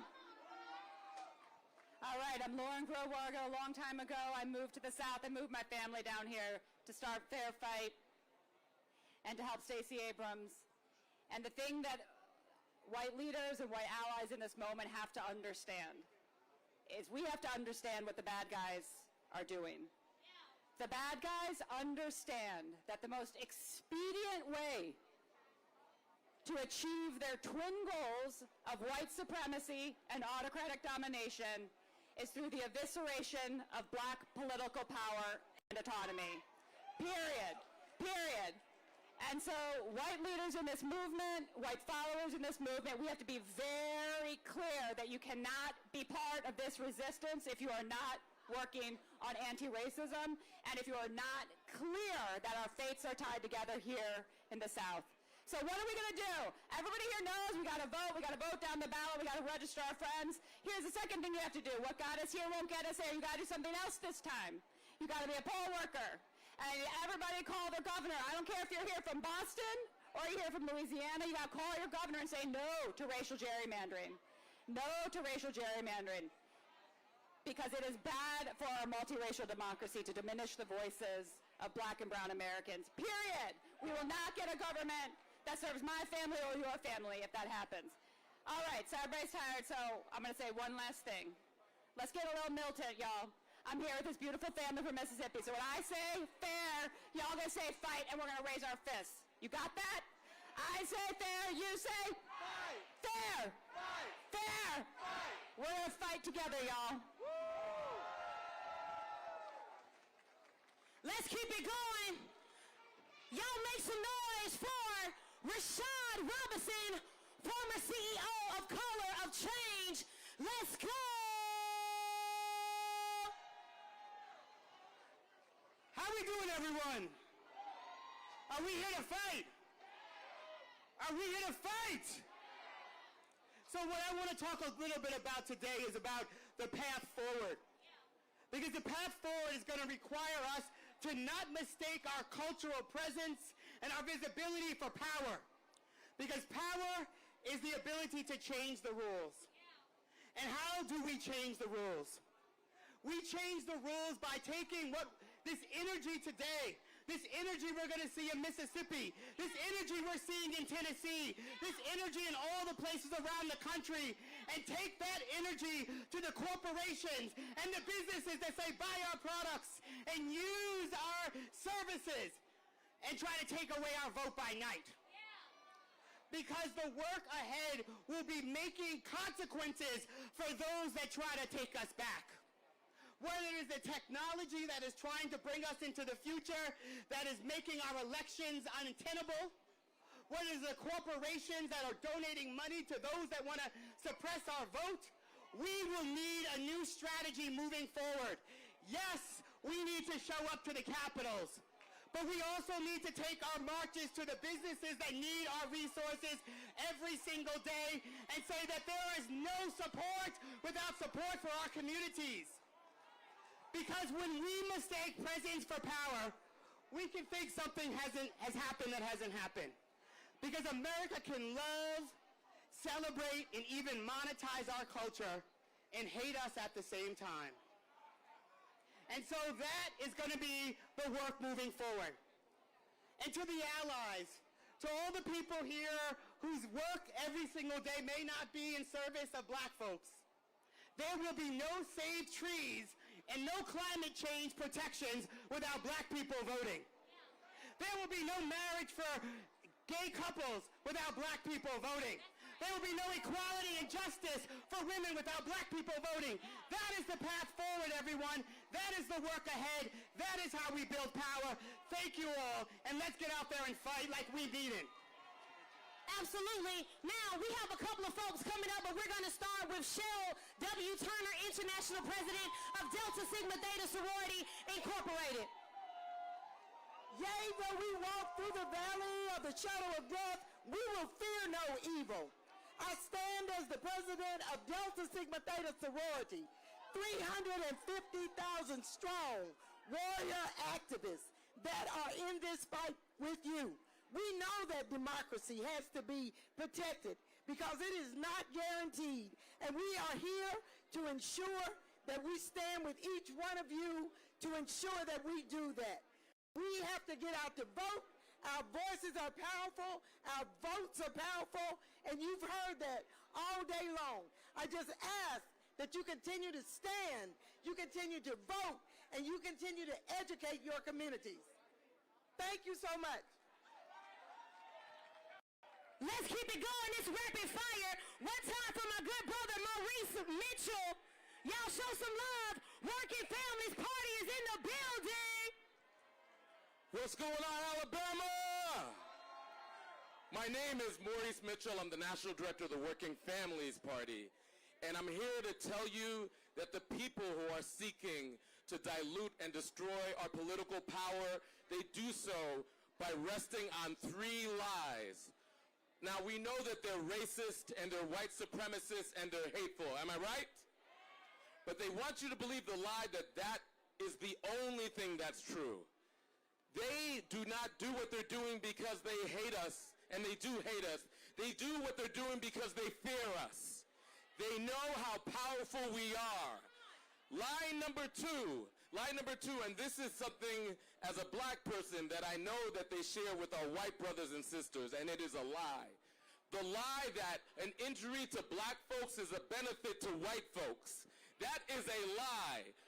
The only white men that maybe might benefit are the ones in the Epstein files. People like Peter Thiel, who are anti-human, they asked him, what do you believe? Do you believe that humans should continue? And he says, I don't know. They don't just dislike black people, they dislike people. And lie number 3 is that what they're doing is inevitable. If it was inevitable, they would not be buying a White House, they would not be buying the Senate, they would not be buying a court, and they would not be spreading misinformation. So this is our assignment. Are you ready for your assignment? We need to vote like we love our people. Do you love your people? We need to organize like we love our people, but we can't stop there. Do you love your people? Do you love your people enough to organize a union, to vote? That's and the right. most important thing is to organize independent political power. And that starts in the South. So join me and us at the Working Families Party and many, many others in building from the grassroots up a strong insurgent political movement that will take down and shake the lies and bring the truth of our victory. Thank you. Thank you. We're going to keep it going rapid fire. Next up, we have Virginia K. Solomon, President and CEO of Common Cause. Let's go, y'all. How y'all doing, Alabama? I know it's hot, but if our ancestors could march from Selma to Montgomery in this heat, we can stand here for a moment. My name is Virginia K. Solomon. I am the President and CEO of Common Cause, and I am here on behalf of our 1 million members across the country. Let me tell you something. Some people are going to tell you that gerrymandering is just politics. It's not. Bleaching congressional districts and maps in an attempt to silence black and brown voters is court-sanctioned white supremacy.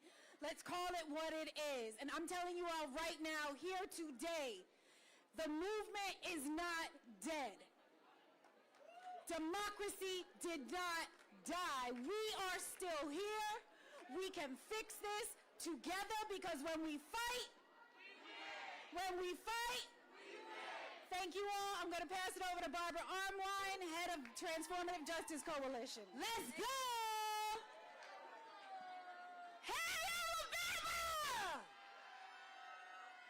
Thank you, everybody, for being here. I'm Barbara Armwine, and this is Attorney General Jones. And we are the Transformative Justice Coalition. We want to say that although we are here today, we're not finished. We have work to do, and we're going to get it done from here until we show up on November 3rd. We're going to be active. We're going to be in these streets. We're going to be taking people to those voting booths. And on July 17th through the 19th, we're going to do something this country's never seen us do before. We're going to come out for a weekend. Come on. A weekend. A weekend. Of agitation of education, That's right. of voter registration. That's We're going to right. get it done. So everybody join John Lewis and us in making good trouble. Good try. Let's go. Look, we gonna keep it going, y'all. Digital creator and cultural commentator. Y'all show some love for Lene Vanee. Hey, y'all, what's up? I'm going to keep it black, but I'm going to keep it very brief. First of all, fuck them white boys. They are afraid of you. They want you to feel overwhelmed. They want you to feel tired. They want you to feel like you have nothing left. It is all a lie. Eugenics may have been a load of bullshit, but they were right about things. We are built different. We are stronger than them. We are faster than them. We can carry more weight than them. And so I also want to talk about this concept of resilience. The idea that they can ever make you weak, that you have to bring yourself back from that, is also a lie. You have power. You don't have magic. You have real power on the inside of you, and that's what we need to utilize in this moment, okay? Now, the answer is twofold. Yes, we need to be fighting back against gerrymandering, but I want you to know they're counting on you to be lazy. They're counting on you to be tired. They're counting on you to be stupid. You have to educate yourself on who is running in your city and your state and still beat them at the ballot box. It is still possible. The other part is coalition building and mutual aid, making sure people know that you have their back and recognizing that we are not trying to restore anything. We don't want it back the way that it was. That's right. We are at an inflection point, and we have the opportunity to transform this nation into something that represents all of us, that protects all of our rights. It is time for you to rise and shine and do your part. Amen? Amen. Amen. Thank you, sis. Listen, rapid fire, we gonna kick it over to my good sis, Amara Inya, representing Movement for Black Lives. So they tell me we only have a minute, and a minute is all we need. I'm joined by my comrade, Phil Agnew, as the representative for the Movement for Black Lives, Grassroots, Black-led organizations across the country. I only have two things to put in your mind. One is that we as Black people have seen it all. We've been through it all. And this is not a time for fear, it is a time to flex. And we must know that we have everything that we need to build the country that we deserve. So our charge is not to defend the indefensible, because we were fighting these systems before the Voting Rights Act was gutted. We were fighting these systems before the current president got into office. We were fighting this system under different administrations, different political parties, and we have to keep that in mind. And so our charge is to dream and build beyond these systems. We are not satisfied with these systems as they are, but we have work to do, and we have to believe that we have everything that we need to build what we deserve. So I am pleased and proud to turn it over to my comrade Phil to really leave us with some words that I think we'll need to take with us as we leave today. Thank you. All power to the people. All power to the people. Just miles away, we have Beard Correctional Facility, Bullock Correctional Facility, Donaldson Correctional Facility, one of many federal facilities just miles away. At this point in the march, there are only so many words that one can say. So I want to leave you with this. Do not forget our sisters and brothers behind the wall. Yeah. We can do all that we want to do today. We can have all the pontification and the conversation that we want to have today. But George Jackson from behind that wall told us to settle our quarrels, to come together. That fascism is not on the way, fascism is already here. Talk, Phil. And if we are not prepared to do what must be done, we will lose. Millions of people will live half lives and will die if we don't do what we're supposed to do today. We can pontificate today. But if we just leave this march and don't have those conversations at the kitchen table, if we're not prepared to knock on doors, if we're not prepared to feed our neighbors, if we're not prepared to provide the material benefit for working class people every day, we will lose.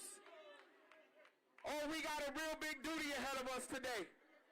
And we've come to refill our souls, refill our spirits. But if we forget about the least of these, those people that we don't want to talk to, that dope boy on the corner, if we forget about that sister who got to sell her body, if we forget about those people who couldn't make it here today because they got to work 3 jobs, because they got to deliver Amazon and deliver you to this march, then we have already lost. So let's not forget what we came here to do. Now I'm going to leave y'all with something. We do a chant, and I need all of y'all to come forward, because this chant requires the energy of every single one of y'all. Come forward.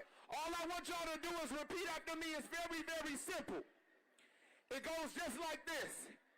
Say power. Power. That's a good one. This is rehearsal. Transformation. Transformation. And miracles. And miracles. I want it. I want it. I need it. I need it. I got to have it. I got to have it. Right now. Right now. Right now. Right now. Power. Power. Transformation. Transformation. Transformation. Transformation. And miracles. And miracles. And miracles. And miracles. I want it. I want it. I need it. I got to have it. Got to have it. Right now. Right now. Right now. Right now. Right now. Right now. Right now. Right now. Let's go. Keep it going. Keep it going if you believe it. Next up, rapid fire, we have Bethany Lee, Executive Director, Asian American Legal Defense and Education Fund, along with Sky Perriman, President and CEO of Democracy For. Y'all make some noise. What up, Alabama? My name is Bethany Lee. I'm at the Asian American Legal Defense and Education Fund, and we were founded 50 years ago because Asian Americans were inspired by the Black-led civil rights movement, and that's why we are here today. We stand in solidarity and in shared struggle, whether it's exclusion laws or Jim Crow laws or alien land laws or incarceration or ICE detention or gutting the Voting Rights Act and birthright citizenship. It's different communities, different unjust and unfair laws, but it's the same function of white supremacy.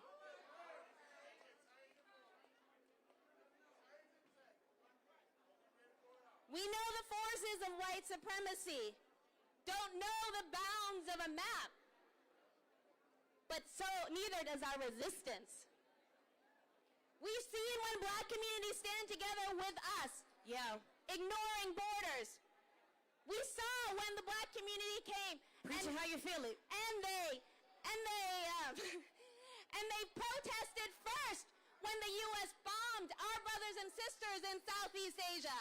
So that's why we are here today. Yeah. 5 more seconds. Our power has deep roots in our shared histories. So let's be honest about why we are here and what we're fighting up against. We're against some of the most powerful forces in white supremacy. It's those forces that are allowing the gutting of the Voting Rights Act, and one day and the next day turning around and sending immigrants to ICE detention into countries that they have never been in. But we are powerful too. Democracy is of the people, by the people, and for the people. Together, we are those people.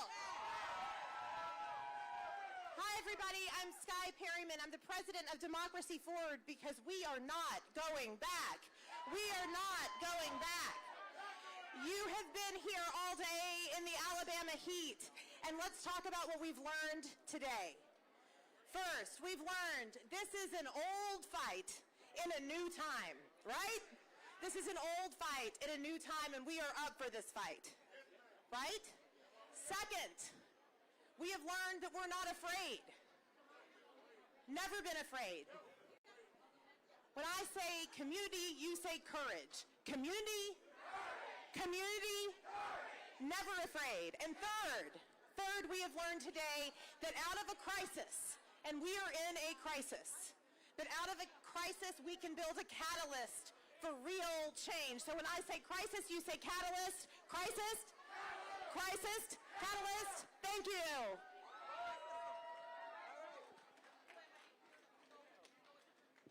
All right, next up to the stage, we have Amara Jones. Let's keep it going.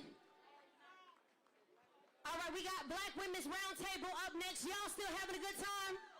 Y'all still ready to fight the power? Give me a little music. Give me a little music. Who we got next? You can go ahead and introduce yourself, friend.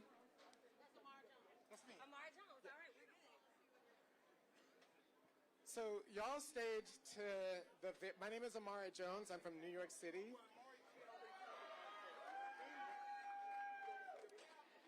Y'all stayed to the end today, but I have to say that I kept wondering why we had to be here in the first place. Like, what about everything that's happened that we didn't understand and we didn't get the first time? And when I was thinking about why we had to be here in the first place, I started to think about the fact that my ancestors probably thought the same thing when they were in the slave ships coming over from Africa. They probably thought the same thing when they were being brutalized during slavery, and probably thought the same thing during the Civil Rights Movement. We don't quite know why we have to be here again,